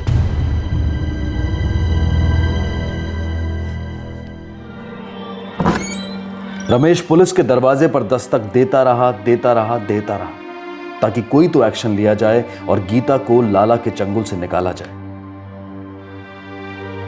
हताश होकर उसने अपनी तरफ से लाला से भी बात करने की कोशिश की। रमेश अपनी गीता तक पहुंच ही नहीं पा रहा था और गीता भी अपनी कैद से भागने का कोई रास्ता नहीं निकाल पा रही थी। ऊपर से पेट में बच्चा बढ़ता जा रहा था, पर गीता का पेट से होने का उन दरिंदों पर कोई फर्क नहीं पड़ा। वो अपना बलात्कार लगातार करते रहे। गीता! गीता! गीता! गीता! पूरी तरह फ्रस्ट्रेट होकर कई बार रमेश जंगल में घुस जाता, पर लाला और गीता तक कभी नहीं पहुंच पाता। बस तकदीर की भूल भलैया में खोकर निराश अपने घर लौटता।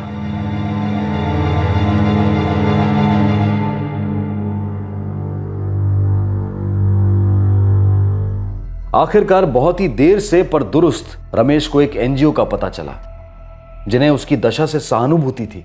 अब लगने लगा कि आखिरकार रमेश की मदद करने वाला कोई तो था।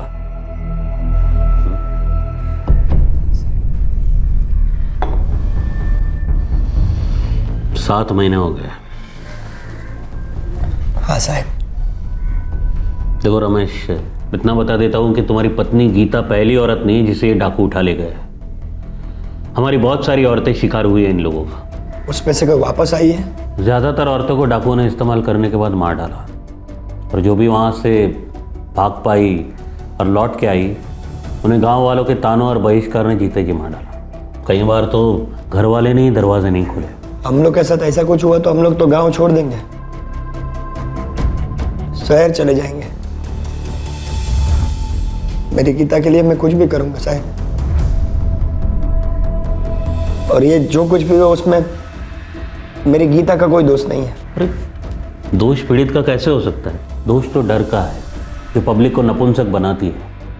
दोष है आलस्य और लालच का जो पुलिस को अपना फर्ज भुला देती है। मनोहर भाई, पुलिस की तो बात ही मत करना। हैरान करने का जब ने इतना दौड़ाया, इतना सताया है। मुझे भी कोई खास उम्मीद नहीं है उनसे, लेकिन हम उनके पास जाएंगे और दोबारा अपनी तरफ से पूरी कोशिश करेंगे रमेश। दूसरे दिन रमेश कई दिनों के बाद दोबारा पुलिस थाने जाने वाला था, लेकिन इस बार वो नजरअंदाज किया गया एक आम नागरिक नहीं था। उसके साथ एक एनजीओ कार्यकर्ता खड़ा था जिससे रमेश को काफी उम्मीदें थी। पर उसी रात को जंगल में जहां गीता कैद थी, हालात काफी बदल गए।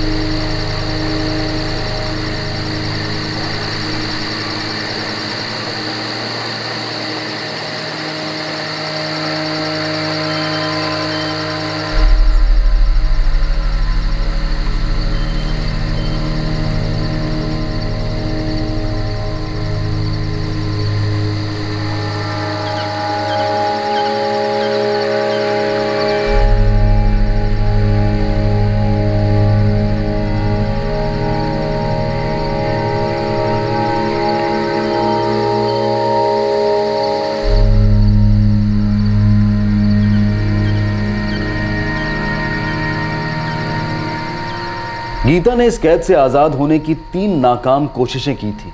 वो पकड़ी गई थी और उसे जान की धमकी भी दी गई थी।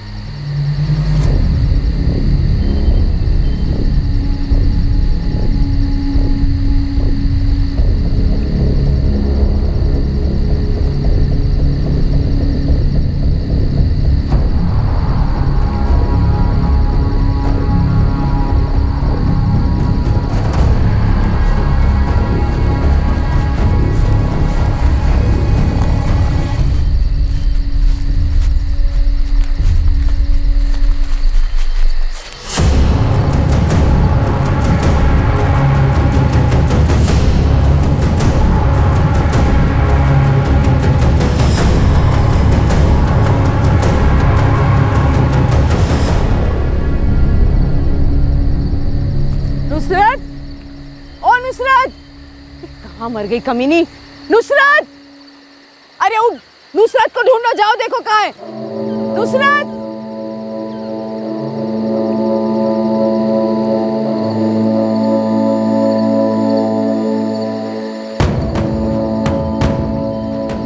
क्या हुआ? नुसरत तो तेरे साथ सो रही थी ना? अब नहीं है वहाँ। इरफान! अबे तुम दोनों मोटरसाइकिल लेकर सड़क की तरफ जाओ, वो बहुत ज्यादा दूर नहीं गई होगी। और सुनो तुम, अन्ना पीछे जाके देखो, उसकी हालत ऐसी नहीं कि बहुत दूर तक जा सके। जा जल्दी। अफीम खा करके सो रही थी जो पता नहीं चला। तुम लोग क्या खा के सोए थे? तुम लोग के नाक के नीचे से फरार हुई है नुसरत, तुम्हारी नुसरत जान।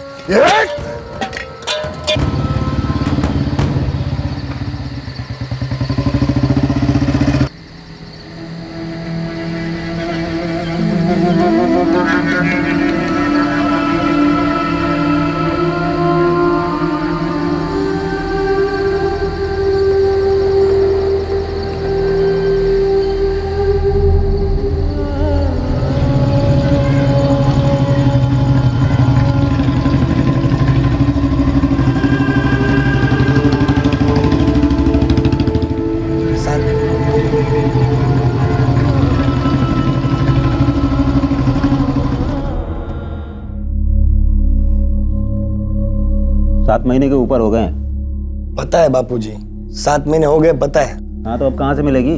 ढूंढने से भगवान भी मिलते हैं बापूजी। और अब तो मनोहर भाई भी है ना हमारी मदद करने के लिए।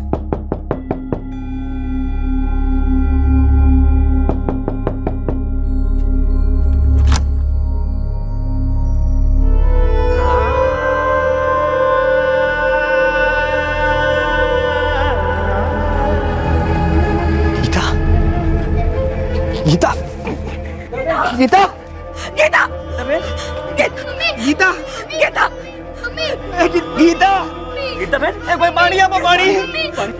मम्मी गीता, गीता बहन, हमारी गीता ने वो देंगे, हमारी गीता ने, गीता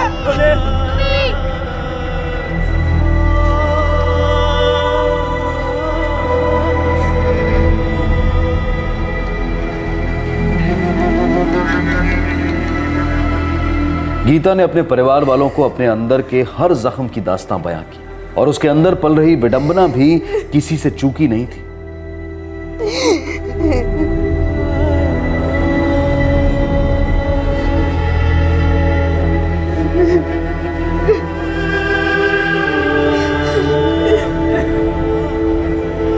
तू रो मत गीता, मैं हर हालत में तेरे साथ रहूंगा। मुझे पता है ये जो कुछ भी हुआ उसमें तुम्हारा कोई दोष नहीं है। किसी से भी शिकायत करनी पड़े ना, मैं करूंगा तुम्हारे लिए। गीता जी, आपका ये पति पूरे दिल से, पूरी ताकत के साथ आपके लिए लड़ा है। चलिए गीता जी, पुलिस के पास चलते हैं, उन दरिंदों को सजा दिला कर रहे हैं।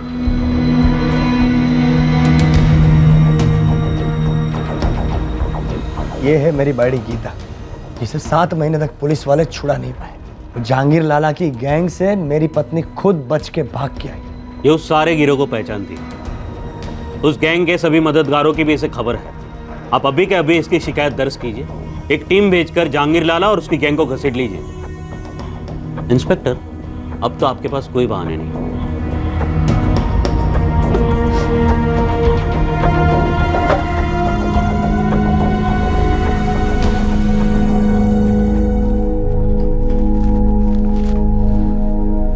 शुरू हो गई तानेबाजी?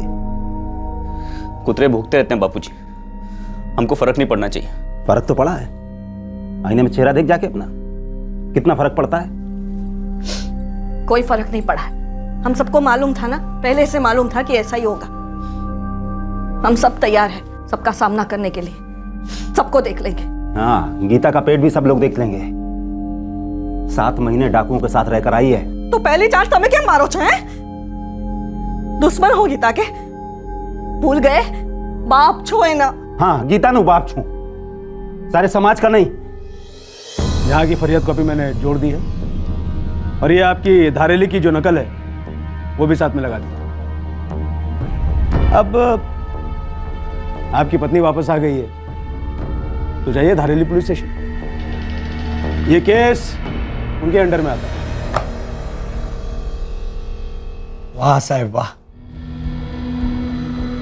जब मेरी पत्नी गायब थी तब भी आप दोनों पुलिस थाने वालों ने जिम्मेदारी एक दूसरे पे थोपी। अब जब वो वापस आ गई है तब भी ये खेल शुरू। जिसे तुम खेल कह रहे हो ना, ये सारा देश, सरकारी प्रशासन ऐसे ही काम करता है। ये नहीं सर, देश बदल रहा है। हाँ, बस सोच बदलने में देर लग रही है, आप जैसे लोगों की सोच। जो भाई, एनजीओ में बैठकर भाषण देना बहुत आसान है, मैदान में उतरो तब पता चलेगा क्या चलता है और क्या चलाना पड़ता है। एक गरीब औरत को डाकू धोखे से उठा ले जाते हैं, उसका बेचारा पति आपके सामने गिड़गिड़ाता है। आपके पास उस गिरोह की सारी इंफॉर्मेशन, हथियार है, आदमी है, पावर है, और इन दुख पीड़ितों की मदद करने के बजाय आप आज इन्हें सरकारी तौर तरीके सिखा रहे हैं। ठीक है, अब हम भी आपको सिखाते हैं कि सरकारी काम करने के और भी कई तरीके हैं। चलो रमेश, फाइल ले जाओ। इस गाथा की पहली लड़ाई थी एक औरत की जो अपने अपहरणकर्ताओं के हाथों हर रात जलील हुई, रेप हुई और लगभग 7 महीने के बाद उनके चंगुल से भाग खड़ी हुई। उन 7 महीनों में उसके पति ने उसे ढूंढने की हर मुमकिन कोशिश की और अब शुरू हुआ इस गाथा का दूसरा अध्याय। एक तरफ गीता को समाज के कठोर और दकियानूसी ख्यालातों का सामना करना था और दूसरी तरफ कानून की दहलीज पर अपने साथ हुए घोर अन्याय और उल्लंघन के बदले न्याय की फरियाद करनी थी।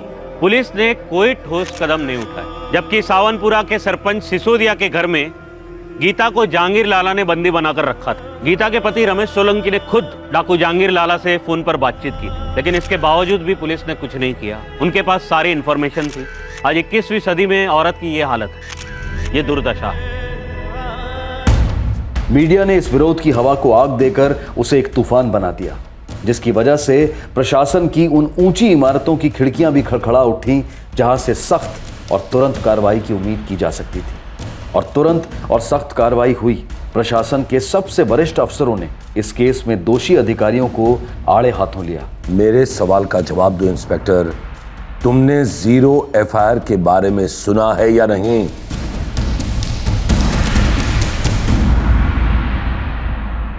रमेश जी, आपको, गीता जी को और आपके घर वालों को जो तकलीफ सहनी पड़ी है, खासकर हमारे डिपार्टमेंट के कारण, उसके लिए मैं बहुत ही शर्मिंदा हुआ। I am extremely sorry. Sir, दरअसल इनका प्रॉब्लम अपने आप में इतना सीरियस था, पर दोनों पुलिस स्टेशन के स्टेशन इंचार्जेस ने हद से ज्यादा सताया रमेश को। सर मिस्टर मनोहर, जो कुछ भी हुआ है उसके लिए मुझे बहुत खेद है। उन दोनों ऑफिसर्स के खिलाफ मैंने इंक्वायरी बैठा दी है। अब ये केस एक तीसरा ही ऑफिसर हैंडल करेगा जो सीधे मुझे रिपोर्ट करेगा। अब सारी कंप्लेंट्स ली जाएगी, कड़क जवाब दिया जाएगा उन्हें, कड़क। Thank you sir.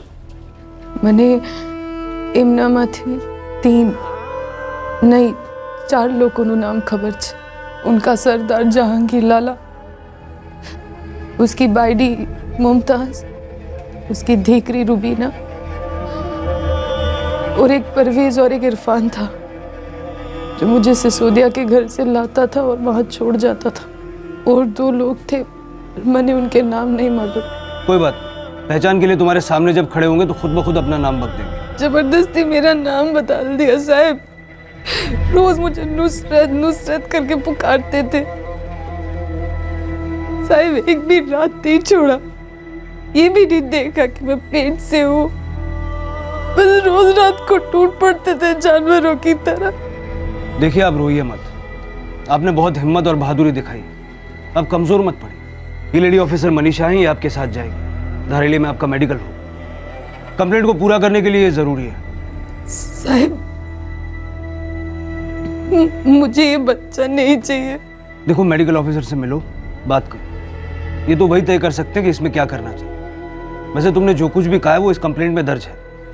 इस बार तुम्हें न्याय मिलेगा।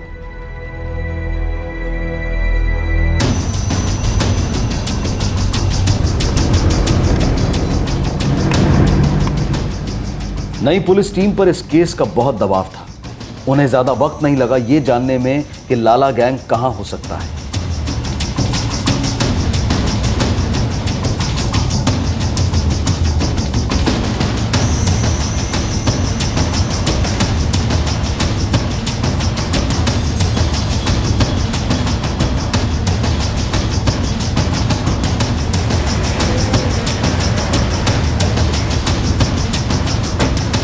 जो महीनों पहले होना चाहिए था वो अब हुआ।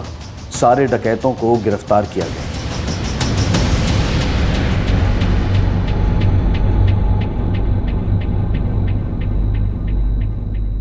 काफी गहरे घाव है उसके पूरे शरीर पर, खासकर यौन अंगों पर, लेकिन वो भर जाएंगे। डॉक्टर, मेरी बाइडी बोल रही थी कि उसे गर्भ गिराना है, खबर चाहिए। लेकिन इस मामले में मैं अभी कोई भी निर्णय नहीं ले सकती, और ऐसे में अगर हम गर्भपात करते हैं तो उसकी जान को खतरा हो सकता है। आप लोग एक काम कीजिए, आप मनोहर भाई से बात कीजिए और कोर्ट में एक अपील कीजिए। किन हालातों में प्रेगनेंसी हुई है इस पे कोर्ट जरूर ध्यान देगी। आराम से, आराम से। मैंने डॉक्टर को बोल दिया है कि मुझे ये बच्चा नहीं चाहिए, मुझे गिराना है। रमेश, उसने आपसे बात की? अभी तुम्हें आराम की जरूरत है, सारी बातें बाद में होगी। इस स्टाम्प पेपर पर सब लिखा है। कोर्ट का कागज है, कोर्ट का। इससे तो किसी का बाप भी नहीं मुकर सकता। क्या मुकर सकता है क्या साहब?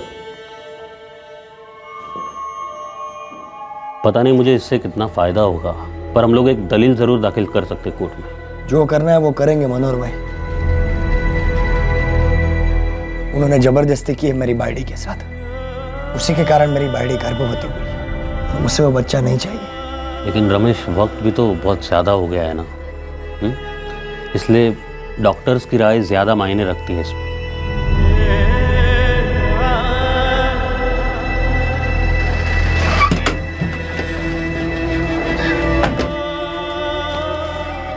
सर, आप भी जानते हैं कि ये दबाव में लिए गए हैं। वो तो साबित करना होगा मनोहर।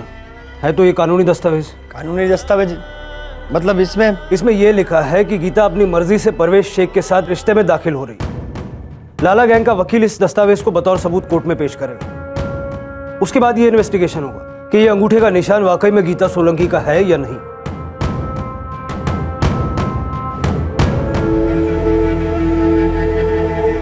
આ જૂઠું છે। मैं किसी के साथ किसी रिश्ते में नहीं जुड़ी। वो लोग मुझे कहीं ले गए थे। तुमको याद है ये सब तुम्हारे पास कब करवाया गया था? लगभग 4 महीने पहले। उन्होंने मुझे डरा कर मेरा अंगूठा यहाँ लगवा लिया।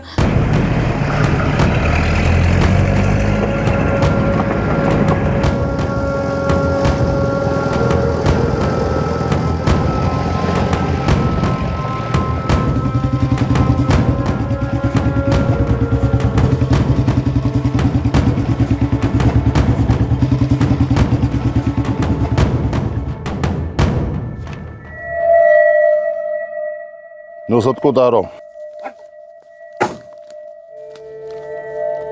बायां अंगूठा आगे कर।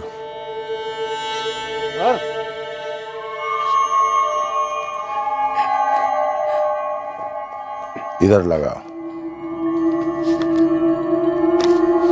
शहर जाओ, अपने आदमी को बोलो कि किसी मजिस्ट्रेट से रजिस्टर करवाए।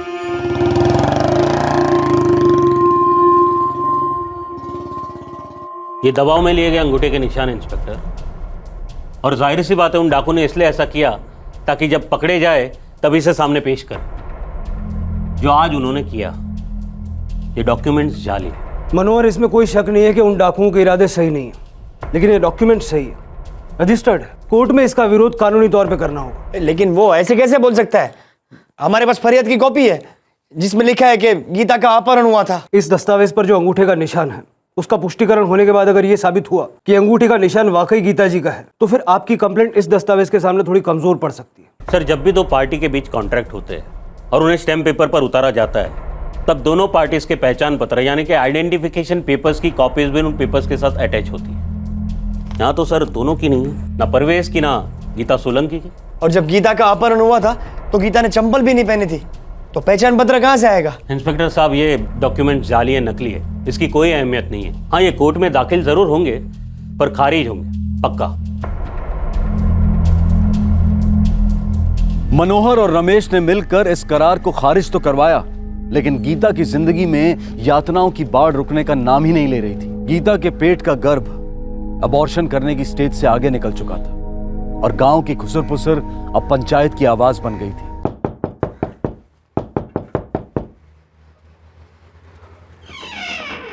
जय श्री कृष्ण रामदेव काका। जय श्री कृष्ण।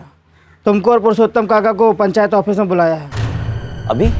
अभी शुभ अच्छी बात तो छे, तुम चलो वहीं चल के पता चल जाएगा, सरपंच सब बता देंगे। आप चलिए, हम आते हैं। जल्दी आइए। जी। देखिए, मैंने यहाँ सबसे बात की और डॉक्टर्स का यही कहना है कि गर्भपात की जो अवधि होती है मेडिकल और कानूनी तौर पर वो निकल चुकी है। अब हमें यहाँ के कोर्ट में अपील करनी होगी, फिर देखते कोर्ट क्या डिसाइड करता है। लेकिन मनोहर भाई, हम दोनों ये बच्चा नहीं चाहते।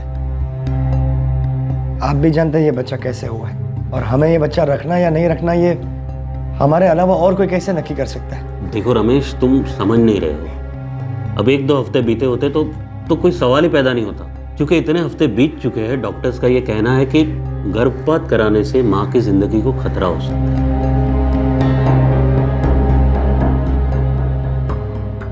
देवी माँ का प्रकोप सारे गांव वाले क्यों भुगते हैं? मुकेश, रमेश को समझा दे, गीता इस गांव में नहीं रह सकती, वो मैली हो गई है। मैली? कैसे धनसुख काका, कैसे मैली होगी गीता? और सरपंच जी, देवी माँ गीता से नाराज क्यों होंगी? उसको अगवा किया जाता है, उसके साथ बलात्कार होता है, इसमें उसकी क्या गलती? चुप जा, तेरा भाषण नहीं सुनना हमें। तुझे यहाँ सवाल जवाब करने के लिए नहीं बुलाया, सिर्फ जवाब सुनने के लिए बुलाया है, पंचायत का जवाब। और पंचायत का जवाब ये है कि गीता को ये गांव छोड़ना होगा, और अगर उसका पति, उसके माँ बाप, उसका भाई, उसके रिश्तेदार अगर कोई भी उसका साथ देंगे तो उनका भी बहिष्कार होगा। आगे कुछ नहीं सुनना। रमेश को समझा कि वो गीता को छोड़ दे। लेकिन सरपंच जी, अगर तूने हमारी बात नहीं मानी ना तो गांव में रहना दुश्वार हो जाएगा।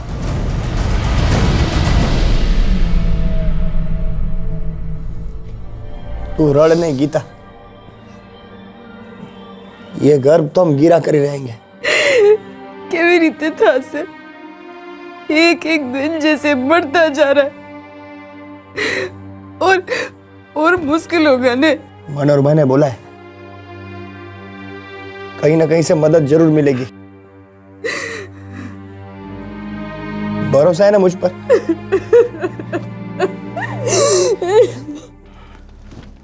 इतने दिनों से कह रहा था कि गीता अगर वापस आ गई तो हम सबके लिए अच्छा नहीं होगा।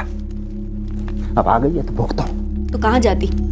वह जानवरों के साथ रहती। अरे उसके नसीब में अगर यही लिखा था तो यही होता। उसके नसीब में भाग के वापस आने का था, वही हुआ। अब हमारे नसीब में इस उम्र में गांव से निकलना लिखा है, और ऊपर से देवी माँ का प्रकोप। ना तुम समझती हो भाग्य क्या होगा?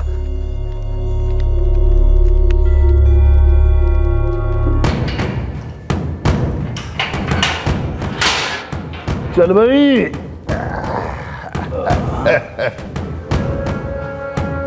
बहुत बढ़िया काम किया है। अरे ऐसे का मुंह लटका है तुमने? 7 महीने तक गीता के साथ सामूहिक बलात्कार करने वाले 6 डाकुओं में से 4 की जमानत हो गई और 2 पुलिस कस्टडी में रह गए। दूसरी ओर गीता की अपने अनचाहे गर्भ को गिराने के लिए जंग शुरू हुई। मेरी क्लाइंट गीता सोलंकी ये गर्भ रखना नहीं चाहती। ये इनकी मर्जी के बगैर इनकी कोख में पल रहा है। इनको बंधक बना के रखा गया था और इनका बार बार रेप किया गया था। गर्भ 22 हफ्ते का है। जी सर, लेकिन ये बच्चा रेप से कंसीव हुआ है। अगर ये बच्चा पैदा होता है तो गीता उसे गले नहीं लगा पाएगी।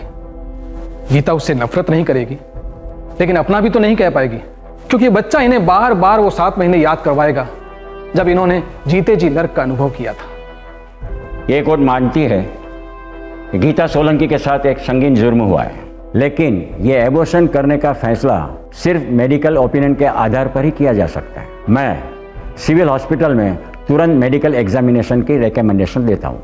ये कोर्ट एबॉर्शन का फैसला उनके ओपिनियन के बाद ही लेगी। गीता सोलंकी,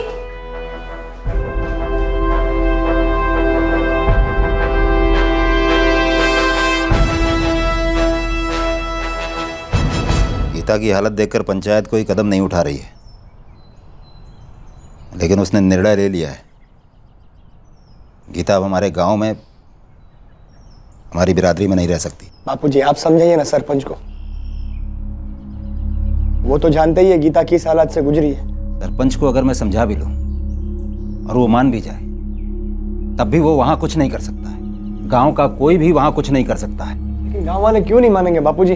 अगर सरपंच और पंचायत गांव वाले को बोलेगी कि गीता गांव की बेटी है, गीता के साथ जो कुछ भी हुआ गलत हुआ है, हम सबको मिलकर गीता की जिंदगी फिर से बनानी चाहिए, तो फिर गांव वाले क्यों नहीं मानेंगे? और बापूजी आखिर गांव के हर घर में एक बेटी है। लेकिन गांव में देवी माँ भी एक ही है, उसे कौन मनाएगा? उसके प्रकोप से हमें कौन बचाएगा? बापूजी ये देवी माँ का प्रकोप ऐसा कुछ नहीं होता है। ये सब लोग मिलकर डराते देवी माँ के नाम से। कोई तो बताए पंचायत में कि मेरी गीता का कसूर क्या है। 7 महीने तक अलग अलग आदमियों से संबंध रहे हैं उसके। बापूजी वो संबंध मेरी गीता ने अपनी मर्जी से नहीं मानते थे। मेरी गीता के साथ बलात्कार हुआ था, बलात्कार। और संबंध और बलात्कार में वही फर्क होता है जो फर्क होता है इंसान और जानवर में। सोचने में और बोलने में ये सब बहुत अच्छा लगता है, लेकिन जिंदगी जीने के लिए सोचना और बोलना काफी नहीं है। जिंदगी के लिए समाज की जरूरत पड़ती है, गांव की जरूरत पड़ती है। अकेले नहीं जी सकता कोई। एक से एक पहुंचे हुए लोग हैं रमेश कुमार इस गांव में। तुम्हारे बापूजी को समझाओ ना। शायद इस गांव से तुम्हारे गांव के लोग ज्यादा समझदार होंगे। यहाँ भी इतना आसान नहीं है रमेश, तुम और तुम्हारी पत्नी के यहाँ न होते हुए भी। गीता, शायद आप भूल गए मेरी भाड़ी का नाम गीता है। लेकिन तुम भी एक बात भूल गए हो जो मैंने तुमसे कहा था जब तुम यहाँ आए थे। छोड़ दो गीता को, कोई नहीं अपनाएगा उसे, न वहां न यहाँ। तुम और तुम्हारे बच्चों के लिए यहाँ पर जगह है, लेकिन उसके लिए नहीं। इसीलिए कह रहा हूं बेटा कि छोड़ दो उसे।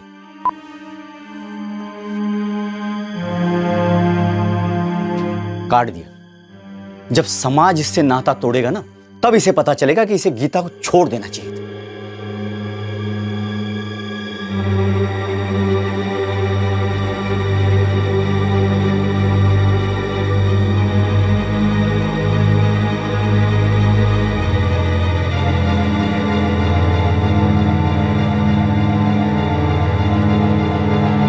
मेडिकल रिपोर्ट्स में साफ साफ लिखा है कि ये एबॉर्शन नहीं हो सकता।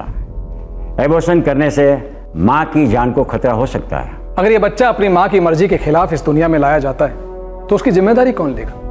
माँ तो नहीं लेगी, क्योंकि उसके साथ रेप हुआ था और गीता बार बार एबॉर्शन के लिए दलीलें कर चुकी है। मेडिकल काउंसिल ने एबॉर्शन के लिए मंजूरी देने से साफ इनकार किया है, लेकिन तुम इस नए ग्राउंड पर रीअपील कर सकते हो कि बच्चे की जिम्मेदारी कौन लेगा। वैलिड आर्ग्यूमेंट है। सरपंच साहब, हमारी दीकरी बहुत बुरा समय देख के आई है। आपसे तो कुछ छुपा नहीं है ना। मैं हमारे घर में उसको चुपचाप छुपा के रखूंगी, पर ये गांव निकाल ना करो साहब। आगे बढ़ो तुम्हारा। वीना बहन, तुम गीता को गांव वालों की नजर से छिपा के रख लोगी, पर क्या देवी माँ की नजरों से दूर रख सकती हो? नहीं, पहले मुझे तुम ये बताओ वीना बहन कि तुम देवी को मानती भी हो कि नहीं? बिल्कुल मानती हूँ, मारी ना हम आ चुका हूँ, पर ये भी जानती हूँ मैं, देवी माँ का दिल ना माँ से भी बहुत बड़ा होता है, और मेरी देवी माँ मेरी दीकरी को दोषी नहीं मानेगी, मुझे पूरा विश्वास है। और सरपंच जी, देवी माँ से माफी मांगने के लिए जो कुछ भी करना पड़ेगा उसके लिए हम तैयार हैं। देवी माँ के सामने माफी मांगने से नहीं, प्रायश्चित करना होगा। प्रायश्चित की शुरुआत करते हैं। अब बमचा महाराज से सलाह लेते हैं। मैंने बमचा महाराज से बात की, पर पहले से ही गांव में इतनी सारी विपदा है, एक नई मुसीबत अपने सर पर ओढ़ ले। हमारी दीकरी कहाँ जाएगी? उसका पति अब मेरे साथ रहता है, उसके 2 छोटे छोटे बच्चे हैं। और वो पेट में पाप पड़ रहा है, वो भी तो है।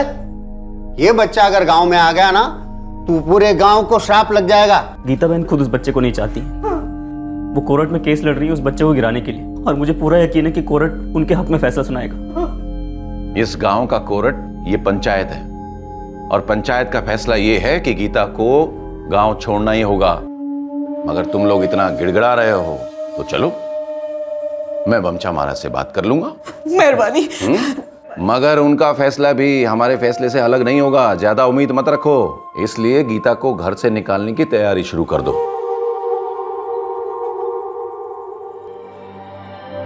हम हाई कोर्ट उच्च न्यायालय में अपील करेंगे। लेकिन ये सब करने में टाइम कितना जाएगा? आपको तो पता है ना, पेट में बच्चा। हाँ रमेश, टाइम तो निकला जा रहा है। मैं कल ही पिटीशन फाइल करूंगा और सारी अर्जेंसी पिटीशन में बता दूंगा, और जल्द से जल्द सुनवाई की मांग करूंगा।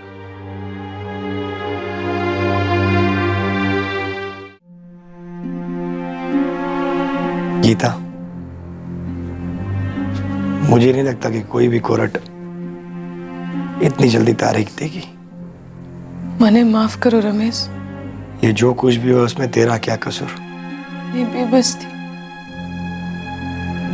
मैं कुछ नहीं कर सकी। अपने आप को मार डालने की हिम्मत तक न जुटा सकी। ऐसा दोबारा कभी बोलना मत। तुझे मालूम है, तू जब नहीं थी ना, 7 महीने दिन रात मैं सिर्फ एक ही बात सोचता था, मेरी गीता जिंदा है, मेरी गीता जिंदा है। और देखा है ना, मेरी गीता जिंदा। बस वैसे ही हमें सिर्फ एक ही बात सोचनी है अभी, हमें इंसाफ मिलेगा। और देखना, एक दिन हमारे साथ इंसाफ होगा। मेरे वापस आने से आपको कौन सी खुशी मिली? काम काज का ही नहीं, मेरी ऐसी हालत।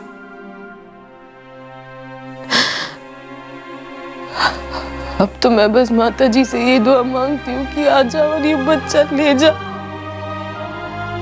ले जा अपने पास। एक बात कहूं गीता, इन सब में जैसे तुम्हारा कोई कसूर नहीं है, ऐसे वो बच्चे का भी कोई कसूर नहीं। इस बच्चे को दुनिया में लाना इतना बेकार होगा, इतना बेकार होगा ने, इसे छू नहीं सकूंगी, ना देख सकूंगी। वो बेचारे बच्चे को क्या मालूम था कि वो ऐसे इस दुनिया में आने वाला है। तुम्हें पता था कि तुम्हारे साथ क्या होगा? तुम्हें कोई बुलाने आएगा, तुम जाओगी और फिर तुम जाल में फंस जाओगी। तुम दोनों एक ही हो, दोनों का कोई दोस्त नहीं है। तुम दोनों कुदरत के शिकार बने हो। जाने दो मतलब? जाने दो मतलब जाने दो। साफ कह दो गीता से यहां से चली जाए, जहां भी उसका नसीब रह जाए। न कहाँ लेके जाएगा उसका नसीब है? देखो तुम ज्यादा झांसी की रानी बनने की कोशिश मत करो। दिकरी मारी पीछे है। कोई बाप पुतानी दिकरी के बारे में ऐसा नहीं कहता, वो भी ऐसी हालत में। हाँ, उसी की हालत की वजह से आज ही पूरा बखेड़ा खड़ा हुआ है। अगर उसकी हालत की सोचेंगे ना तो हमारी हालत खराब हो जाएगी। उससे बोलो रमेश के साथ चली जाए कहीं या फिर अकेली चली जाए, लेकिन अपने पेट में जो ये मनहूस बच्चा लेके घूम रही है ऐसे लेके जाए यहाँ से। दीपेश और वीरेन, ये दोनों भी मनहूस है। हाँ? क्या चाहती हो तुम? और बुरा दिखाने पर क्यों तुली हुई हो तुम? बात आज तुम्हें ये भी करो छो। अरे 3 जिंदगी जुड़ी हुई है उसके साथ और अब शायद ये चौथी। कहाँ जाएंगे ये लोग? हाँ, कैसे जिंदगी बिताएंगे लोग? हमारी जिंदगी का क्या होगा? अब तुम्हें आम जिंदगी बसर करनी है कि नहीं करनी है? इस उम्र में इन बूढ़ी हड्डियों को तुम कहाँ सड़कों पे बाहर जाके पटकोगे? देखो एक बात ध्यान से सुन लो, या तो गीता अकेली जिंदगी में तकलीफ सहे या फिर हम सब तकलीफ सहे। इन दोनों में से तुम कोई एक रास्ता चुन लो बस।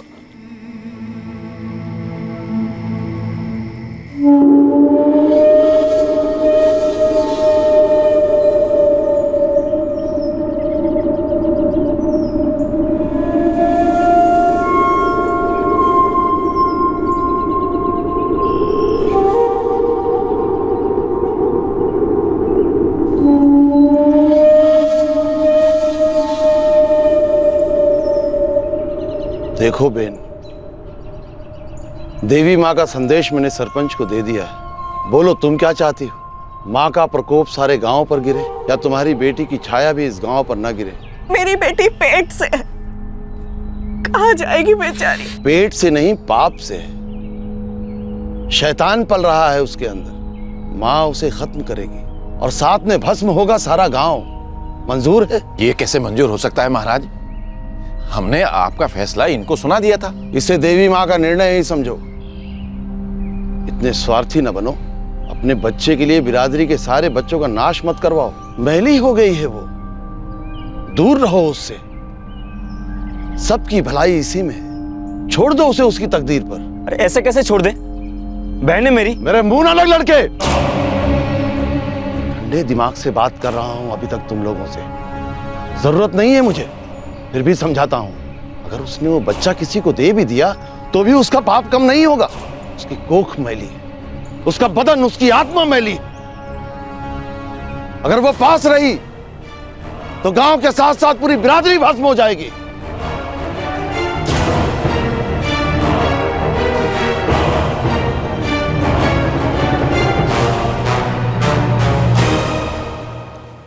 नई मेडिकल रिपोर्ट्स भी यही कहती हैं कि अब एबॉर्शन नहीं हो सकता। गर्भ 25 हफ्तों का हो चुका है। पिछली अपील के वक्त 22 हफ्ते हुए थे। मेरी क्लाइंट रेप की वजह से प्रेग्नेंट हुई थी। इसे इसके बलात्कारियों ने बंदी बना के रखा था। इसमें इसकी कोई गलती नहीं है, फिर ये सजा क्यों सर? 22 हफ्ते भी रिस्की ही होते हैं एडवोकेट।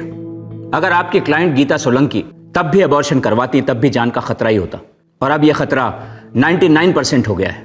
हिंदुस्तान की कोई भी कोर्ट इस स्टेज पर एबॉर्शन अलाउ नहीं करेगी। अपहरण, फिर लगातार 6 लोगों के हाथों गैंग रेप, लगातार 7 महीने तक गैंग रेप, और इस बीच ये प्रेगनेंसी। मेरी क्लाइंट अंदर से पूरी तरह टूट चुकी है। जब ये डाकुओं की कैद में थी तब हमारे एडमिनिस्ट्रेशन ने इसके लिए कुछ नहीं किया, और जब ये डाकुओं की कैद से निकलकर अपने आप भाग गई तब भी हमारे शासन ने इसके लिए कुछ नहीं किया। अगर ऐसे हालात में वो इस बच्चे को जन्म देती है, उसका जीना दुश्वार हो जाएगा।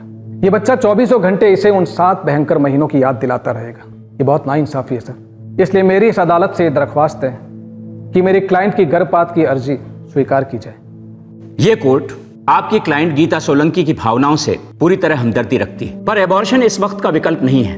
आपकी क्लाइंट गीता सोलंकी को इस बच्चे को जन्म देना ही होगा। फिर इस बच्चे की जिम्मेदारी राज्य सरकार की होगी।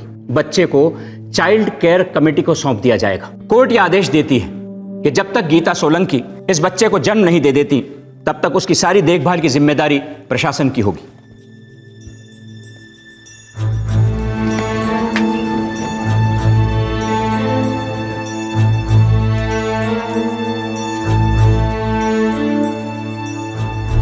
मैं तुझको यहाँ काम दूंगा ना तो ये पंचायत वाले मुझे भी निकाल देंगे। नहीं नहीं भाई, मुझे माफ कर दो,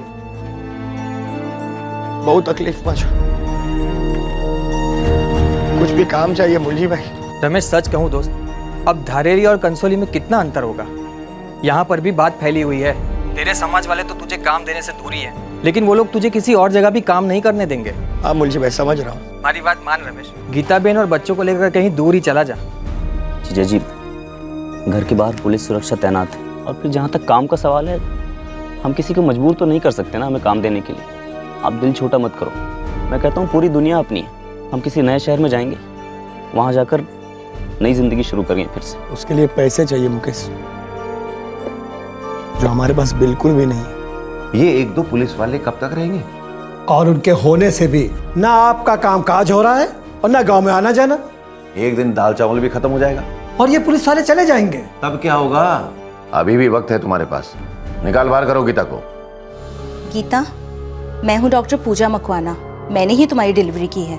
हमें आदेश है कि इस बच्चे को जिला अधिकारियों को सौंप दिया जाए, लेकिन हमारे नियमों के हिसाब से मुझे तुमसे एक बार पूछना बनता है। क्या तुम इस बच्चे को रखना चाहती हो गीता?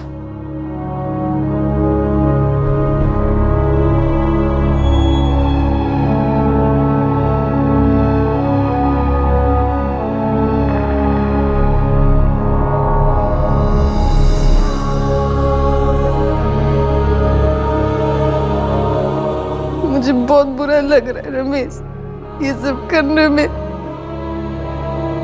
लेकिन मैं इस बच्चे की आंख में आंख डाल के नहीं देख सकती। मैं जब भी उसे देखूंगी ने मुझे अच्छे के चेहरे नजर आएंगे। मैं समझता हूँ गीता। मैं अगर इस बच्चे के साथ रही तो मैं सिर्फ उसे गाली और बद्दुआएं दूंगी, हर मुसीबत के लिए उसी को कोसूंगी, उसका जीना दुश्वार कर दूंगी। मैं जानती हूँ मैं इतनी अच्छी नहीं बन सकती, मेरा दिल इतना बड़ा नहीं है। चिंता मत कर, सरकार बच्चे की अच्छी देखभाल करेगी और हम भी माता जी को प्रार्थना करेंगे कि वो बच्चा जहां भी रहे स्वस्थ रहे। और मुझे विश्वास है वो बच्चे की जिंदगी अच्छी होगी।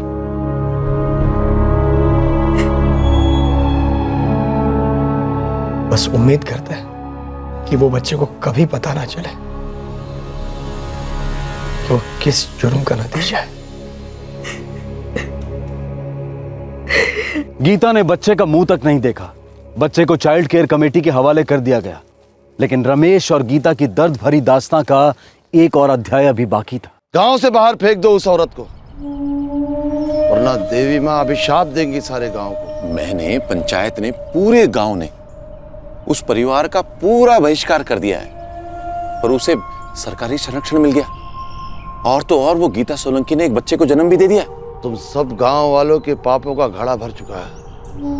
अब देखते जाओ कैसे एक एक घर में ऐसी मायूसी छाएगी जो तुमने सालों में न देखी हो। कहीं करो महाराज, कहीं करो। प्रायश्चित हो सकता है, पर तुम लोगों से नहीं। जिसने पाप किया है उसी को प्रायश्चित करना होगा। उस गीता सोलंकी को बुला कर लाओ। आज जो भी है आमने सामने रखते हैं। महाराज, करना क्या होगा उसे? गंध भरी है उसके शरीर में, उसके दिल में, उसके मन में। उसे निकालना होगा। सारे गांव के सामने उसे माफी मांगनी होगी। सिर्फ माफी नहीं, सबके सामने गीता का शुद्धिकरण होगा। शुद्धिकरण? वो कैसे होगा? ये अभी देवी माँ ने बताया नहीं। रात को संदेशा आएगा, कल सुबह बताया जाएगा। रविवार को बमचा महाराज गांव में आ रहे हैं। प्रायश्चित के उपाय बताने के लिए। उससे देवी का प्रकोप भी हटेगा और तुम लोगों की जिंदगी पर लगा हुआ ग्रहण भी हटेगा। और आप लोग ये मनोहर और ये डॉक्टर और ये पुलिस वाले इनसे और उनसे बातें कर रहे हैं ना, उनको इस बारे में पता नहीं चलना चाहिए। रमेश, एक तो तू वीना बहन और पुरुषोत्तम का दामाद है, ऊपर से तूने गांव वालों के दिल में गुस्सा भर दिया है। अगर तूने और ज्यादा होशियारी की ना तो मैं गांव वालों के गुस्से को रोक नहीं पाऊंगा।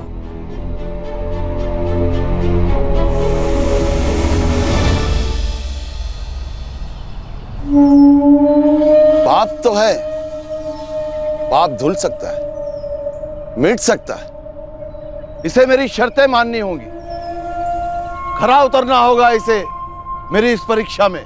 लेकिन मेरी गीता ने कोई गलती की नहीं है। चुप कर, बहुत हो गया। बमचा महाराज को बड़ी मुश्किल से यहाँ बुला कर लाए हैं, वो भी किस तरह मालूम? वीना बहन रोई, गिड़गिड़ाई, माथा पटका, इसने भीख मांगी। अब गीता के लिए और तुम्हारे परिवार के लिए सिर्फ एक ही रास्ता बचा है कि हम सबकी तुम बात सुनो और उसे मानो। 7 महीने डाकुओं के गिरोह के साथ जंगल में रही, नाजायज संबंध हुए, शैतान के बच्चे को भी जना। वो जो कुछ भी हुआ सब जबरदस्ती हुआ था। वो तो चरित्र परीक्षा में पता चलेगा। तेरी पत्नी का चरित्र शुद्ध है तो इस परीक्षा में बिना किसी खरोच के निकल जाएगी, और अगर उसके अंदर मैल है इतना सा भी तो इस परीक्षा में निष्फल। मेरे दोनों हाथों में जौ के बीज, इस औरत को बताना होगा कि मेरे कौन से हाथ में विषम संख्या है और कौन से हाथ में सम संख्या है। अगर इसने सही जवाब दिया तो समझो अब इसके अंदर मैल नहीं है, और अगर इसने सही नहीं बताया तो समझो कि मैल अब भी इसके अंदर भरा पड़ा है। ये कोई आखिरी रास्ता नहीं है परीक्षा का। अगर इसने जौ के बीज सही नहीं बताए तो इसे वो पत्थर अपने माथे पर उठाना होगा। मैं साधना करूंगा, देवी मां मुझे संदेश देगी, तब मैं आंखें खोलूंगा। पर तब तक अगर इसने वो पत्थर नहीं उठाया, इसे वो भारी लगा, तो इसका मतलब है कि चरित्र हल्का है। इसके बाद एक ही उपाय बचता है, धन प्रायश्चित। गीता और उसके पति को पंचायत को धन भेंट करके सबके पैर छूकर माफी मांगनी होगी, और धन राशि होगी 30,000 रुपए। पर सरपंच जी, मेरी पत्नी ने कोई गलत काम किया ही नहीं है, तो प्रायश्चित का सवाल ही नहीं उठता। रमेश सोलंकी, मुंह बंद कर अपना, चुप कर। देवी के काम में बाधा डाल रहा है। मैं बाधा डालूंगा। बहुत समय बहुत हो गया। मेरी पत्नी ने हद से ज्यादा दर्द और दुख सहन किए। अरे अंधे हो गए, अंधे तुम लोग। और मैं मेरी पत्नी को ऐसी वैसी कोई भी वाहियात रस्म से गुजरने नहीं दूंगा। बहुत लंबी जबान निकाली है तूने आज देवी माँ के सामने। आज तक इतना बुरा अपमान किसी ने नहीं किया देवी माँ का। ये देवी माँ सिर्फ तुम्हारी नहीं है, इस गांव की नहीं है, देवी माँ हमारी भी है, मेरी है, मेरे बच्चों की है, मेरी पत्नी की है। एक बात कान खोल के सुन लेना, अब मैं ज्यादा दर्द में मेरी पत्नी को नहीं देख सकता। हाथ नहीं गई। बस बस, सुन लो सभी लोग, अगर ये औरत इसी तरह इस गांव में रही बिना शुद्धि के तो इसका महल जहर बनकर गांव के हर घर को टसलेगा, और सारा दोष इस औरत का और इसके नास्तिक पति का होगा। महाराज, वीना, पुरुषोत्तम, सुन लो तुम कान खोल करके। 2 दिन की मोहलत देती है ये पंचायत तुम्हें, सिर्फ 2 दिन की। 2 दिन के अंदर ये पंचायत इसी वक्त इसी जगह पर महाराज के साथ मिलेगी। तब तक तुम फैसला कर लो, ये गीता चरित्र परीक्षा देगी या इस गांव से बाहर जाएगी। ये और वो का तो सवाल ही नहीं उठता सरपंच जी। गीता को चरित्र परीक्षा देनी होगी, और यदि ये परीक्षा में विफल हुई तो कुछ कठोर और कड़े कदम उठाने होंगे, और जिसके लिए तुम, सिर्फ तुम जिम्मेदार होगे। तुम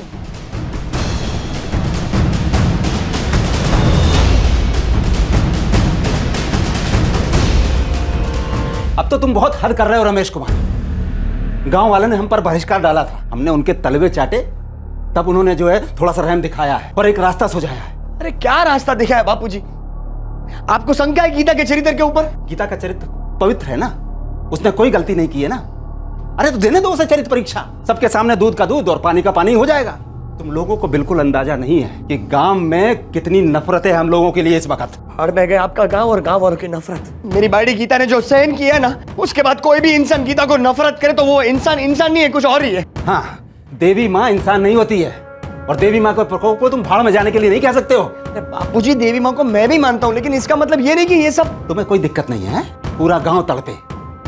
देखो, हम लोगों के पास एक ही चारा है कि गीता को चरित्र परीक्षा देने के लिए हाँ कह दें, और अगर हमने नहीं कहा तो उसके बाद बहुत बुरा होगा। उसके बाद जो भी तकलीफें होंगी, जो भी कुछ होगा, उस सब के पीछे तुम लोगों का झूठा अभिमान और झूठी जिद शामिल होगी।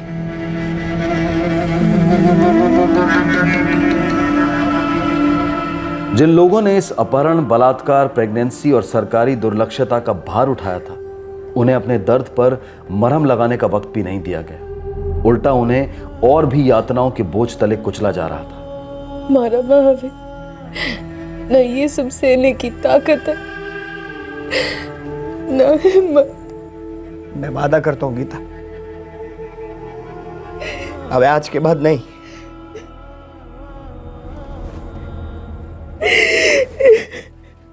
बमचा महाराज एक नंबर का पाखंडी, वो और गांव के कुछ अगुवाई कराने वाले लोग सब मिले हुए। मुझे तो लगता है सब लोग डर के मारे यहाँ बोलते होंगे, और जो नहीं मानता है उसको देवी माँ के प्रकोप। वही तो। मुझे मेरी गीता से बहुत प्रेम है, अब उसे ज्यादा जिल्लत से नहीं गुजरने दूंगा। पता नहीं ये गांव वाले डर और अंधश्रद्धा के कुएं से कब बाहर आए। जिसको जब बाहर निकलना तब निकले, नहीं निकलना तो नहीं निकले। मैंने नक्की कर लिया है, मैं मेरे बच्चे और गीता के साथ ये गांव छोड़ दूंगा। भूखा रहना पड़ा रहेंगे, लेकिन वही नई शुरुआत होगी हमारी जिंदगी की। तुम्हें जाना है ना, बेशक चले जाना, लेकिन ऐसे भागकर मत जाओ। और अब तक तुमने ये लड़ाई बड़े तरीके से लड़ी है, बस ये आखिरी पड़ाव है। लेकिन हम लोग करेंगे क्या मनोहर भाई? पंचायत को बैठने दो, बुलाएंगे बमचा को और हम वहां जाएंगे गीता जी के साथ।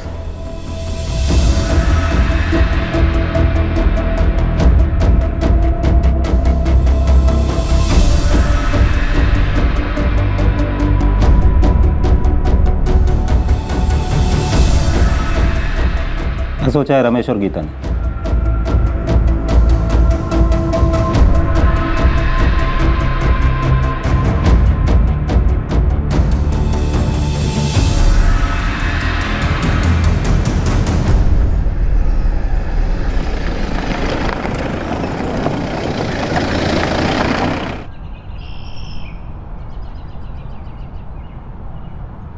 वीना, पुरुषोत्तम, क्या तुम्हारी बेटी गीता सोलंकी चरित्र परीक्षा देने के लिए तैयार है?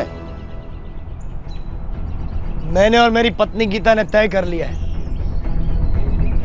गीता कोई भी चरित्र परीक्षा नहीं देगी। पाखंडी है ये बामचा बाबा, और कोई भी आदमी हमारा बहिष्कार या हमारे परिवार को ये गांव से निकालने का आदेश नहीं दे सकता। ये गैर कानूनी है, और हम लोग, हमारा परिवार यहीं रहेगा। सुन लो सब लोग, इसी गांव में। ने मैं पण मारा जमाई और मारी दीकरी के साथ। ये सब किया धरा इस मनोहर का है। मनोहर, सुन ले, ये पंचायत भी सरकार का अंग होती है। ये कोई ऐरी गैरी संस्था नहीं है कि जो भी आया छापा लगवा दिया। पंचायत गांव की भलाई के लिए काम करती है। वो तो हम भी करते हैं, लेकिन आप, ये बमचा और आपके पंचायत के कुछ लोग हमारे हिसाब से मिले हुए हैं, जो देवी माँ की आड़ में लूट रहे हैं पब्लिक। देवी माँ का पवित्र नाम अपने नासिक होठों में मत ला। यह आदमी इतनी देर से देवी माँ के बारे में क्या क्या कह रहा है, ये समझ में नहीं आता। गांव वालों ने चूड़ियां पहन रखी है जो इसे बर्दाश्त कर रहे हैं।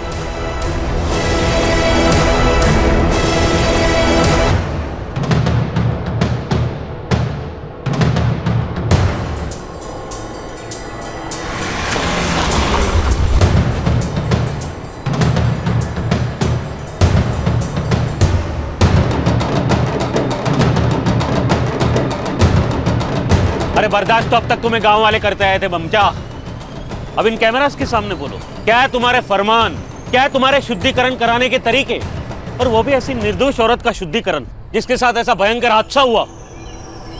रिपोर्टर्स, ये है आपके सब्जेक्ट्स, अब यही देंगे आपको बाइट्स। अरे बमचा, सरपंच क्या हुआ, बोलिए ना, सारी दुनिया को सुनना है कि किस तरह से तुम गांव वाले को भड़काते हो एक शोषित, एक पीड़ित औरत का बहिष्कार करने के लिए, और किस तरह से तुम पूरे गांव को बेवकूफ बनाते हो अपनी ढोंगी परीक्षा के नाम पे देवी माँ के प्रकोप से। सरपंच जी बोलिए ना, चलिए शुरू हो जाइए।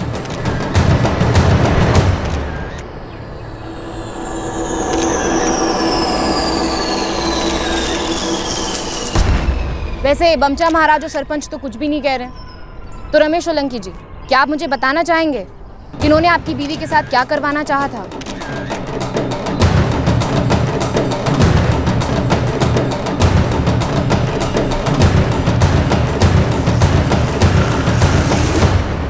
रमेश, गीता, वीणा जी, मुझे नहीं लगता दोबारा ये लोग अपना सर उठाएंगे, और ये बमचा तो गांव में दिखेगा भी नहीं कभी। ये बमचा महाराज कब तक बाहर रहेंगे? आपको जितने ताने मारने हैं मारे पुरुषोत्तम काका, लेकिन आज जो हमने किया है उससे आपकी बेटी को बहुत सारी तकलीफों से आजादी मिली। पर क्या सुधी, कब तक?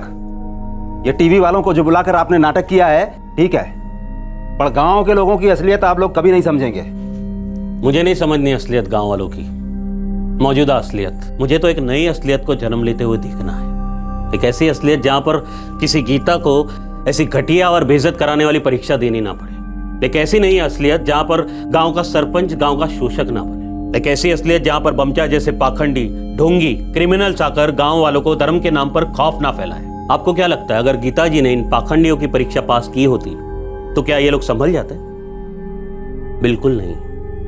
ये लोग नए नए रास्ते ढूंढते, नए नए तरीके ढूंढते आपसे पैसे निकलवाने के लिए, और वो लोग ऐसा तब तक करते जब तक आप पूरी तरह से बर्बाद नहीं हो जाते। काका, ये लोग आपका और आपके परिवार का गांव वालों के सामने उदाहरण खड़ा करना चाहते हैं, जिससे गांव वालों के दिलों में डर बना रहे, और यही डर उनका हथियार है। अरे कम से कम आपकी बेटी से तो कुछ सीखे। नरक में थी वो, नरक में, और आपको जितना डर इन गांव वालों से, इन पंचों से है ना, उससे 100 गुना ज्यादा डर इसे उन डाकुओं से था। और फिर भी उसे देखिए कितनी हिम्मत के साथ उसने अपने डर पर काबू किया, पूरी हिम्मत के साथ उन दरिंदों के चुंगल से बाहर निकल आई वो। और इसे देखिए रमेश, इसने पत्नी के प्रति प्रेम और जिम्मेदारी की एक नई मिसाल कायम की है। अरे आपकी पत्नी वीणा जी ने माँ की भूमिका बखूबी से निभाई है, और मुकेश ने भाई की, तो काका आप क्यों नहीं बन सकते नई मिसाल समझदारी और मजबूती की? क्यों डरते क्यों हैं आप इन बमचा जैसे मक्कारों से, पंचों जैसे मक्कारों से? चरित्र वो होता है जो इंसानियत की नई मिसालें कायम करता है, जो अन्याय के खिलाफ लड़ता है, जो घायल को सहारा देता है। ऐसे चरित्र वालों को लोगों का प्यार और दुआएं दोनों मिलती हैं, जो किसी भी देवी मां के आशीर्वाद से कम नहीं है।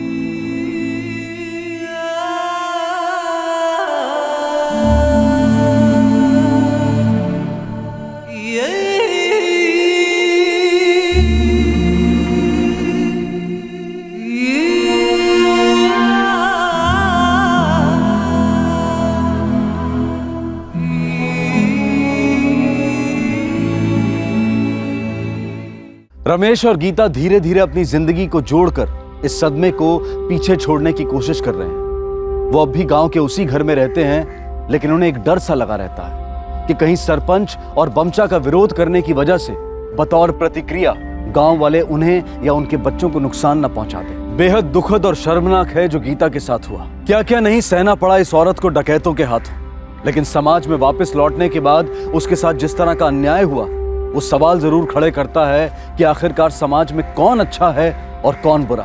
असली मुजरिम सिर्फ डकैत है या समाज की दकियानूसी सोच भी? सरपंच पंकज सिसोदिया, जिसके घर पर गीता को बंदी बनाकर रखा जाता था, उसने कोर्ट में एंटीसिपेटरी बेल के लिए अप्लाई किया था और उसे बेल मिल गई है। वो इस वक्त बाहर है और अपनी नॉर्मल जिंदगी बसर कर रहा है। गीता ने जिस बच्चे को जन्म दिया उसका डीएनए टेस्ट किया गया। टेस्ट से पता चला कि बच्चा साबिर जलाल का है। बच्चे की देखभाल अभी स्टेट गवर्नमेंट कर रही है। ऐसे कई केसेस होते हैं जो लोकल मीडिया कवरेज से आगे ही नहीं जा पाते, और नेशनल मीडिया में तो शायद ही कभी उजागर होते हैं। दूसरी तरफ एक वो भारत भी है जहां सब कुछ थम जाता है, जहां विकास की बैलगाड़ी तक नहीं पहुंचती, और वो है गीता और रमेश का भारत, जिनके लिए अच्छे दिन और बुरे दिन लालची पंचायत और छटे हुए पाखंडी बाबा तय करते हैं, जो अज्ञान, गरीबी और ईश्वर के खौफ को जुर्म और शोषण के लिए अपना हथियार बनाते हैं। तब तक अपना ख्याल रखें और देखते रहें क्राइम पेट्रोल सतर्क। सबक एक को, सीख हम सबको। जय हिंद। इस तरह के और भी एपिसोड देखने के लिए हमारे चैनल को सब्सक्राइब करें और बेल आइकन दबाना ना भूलें।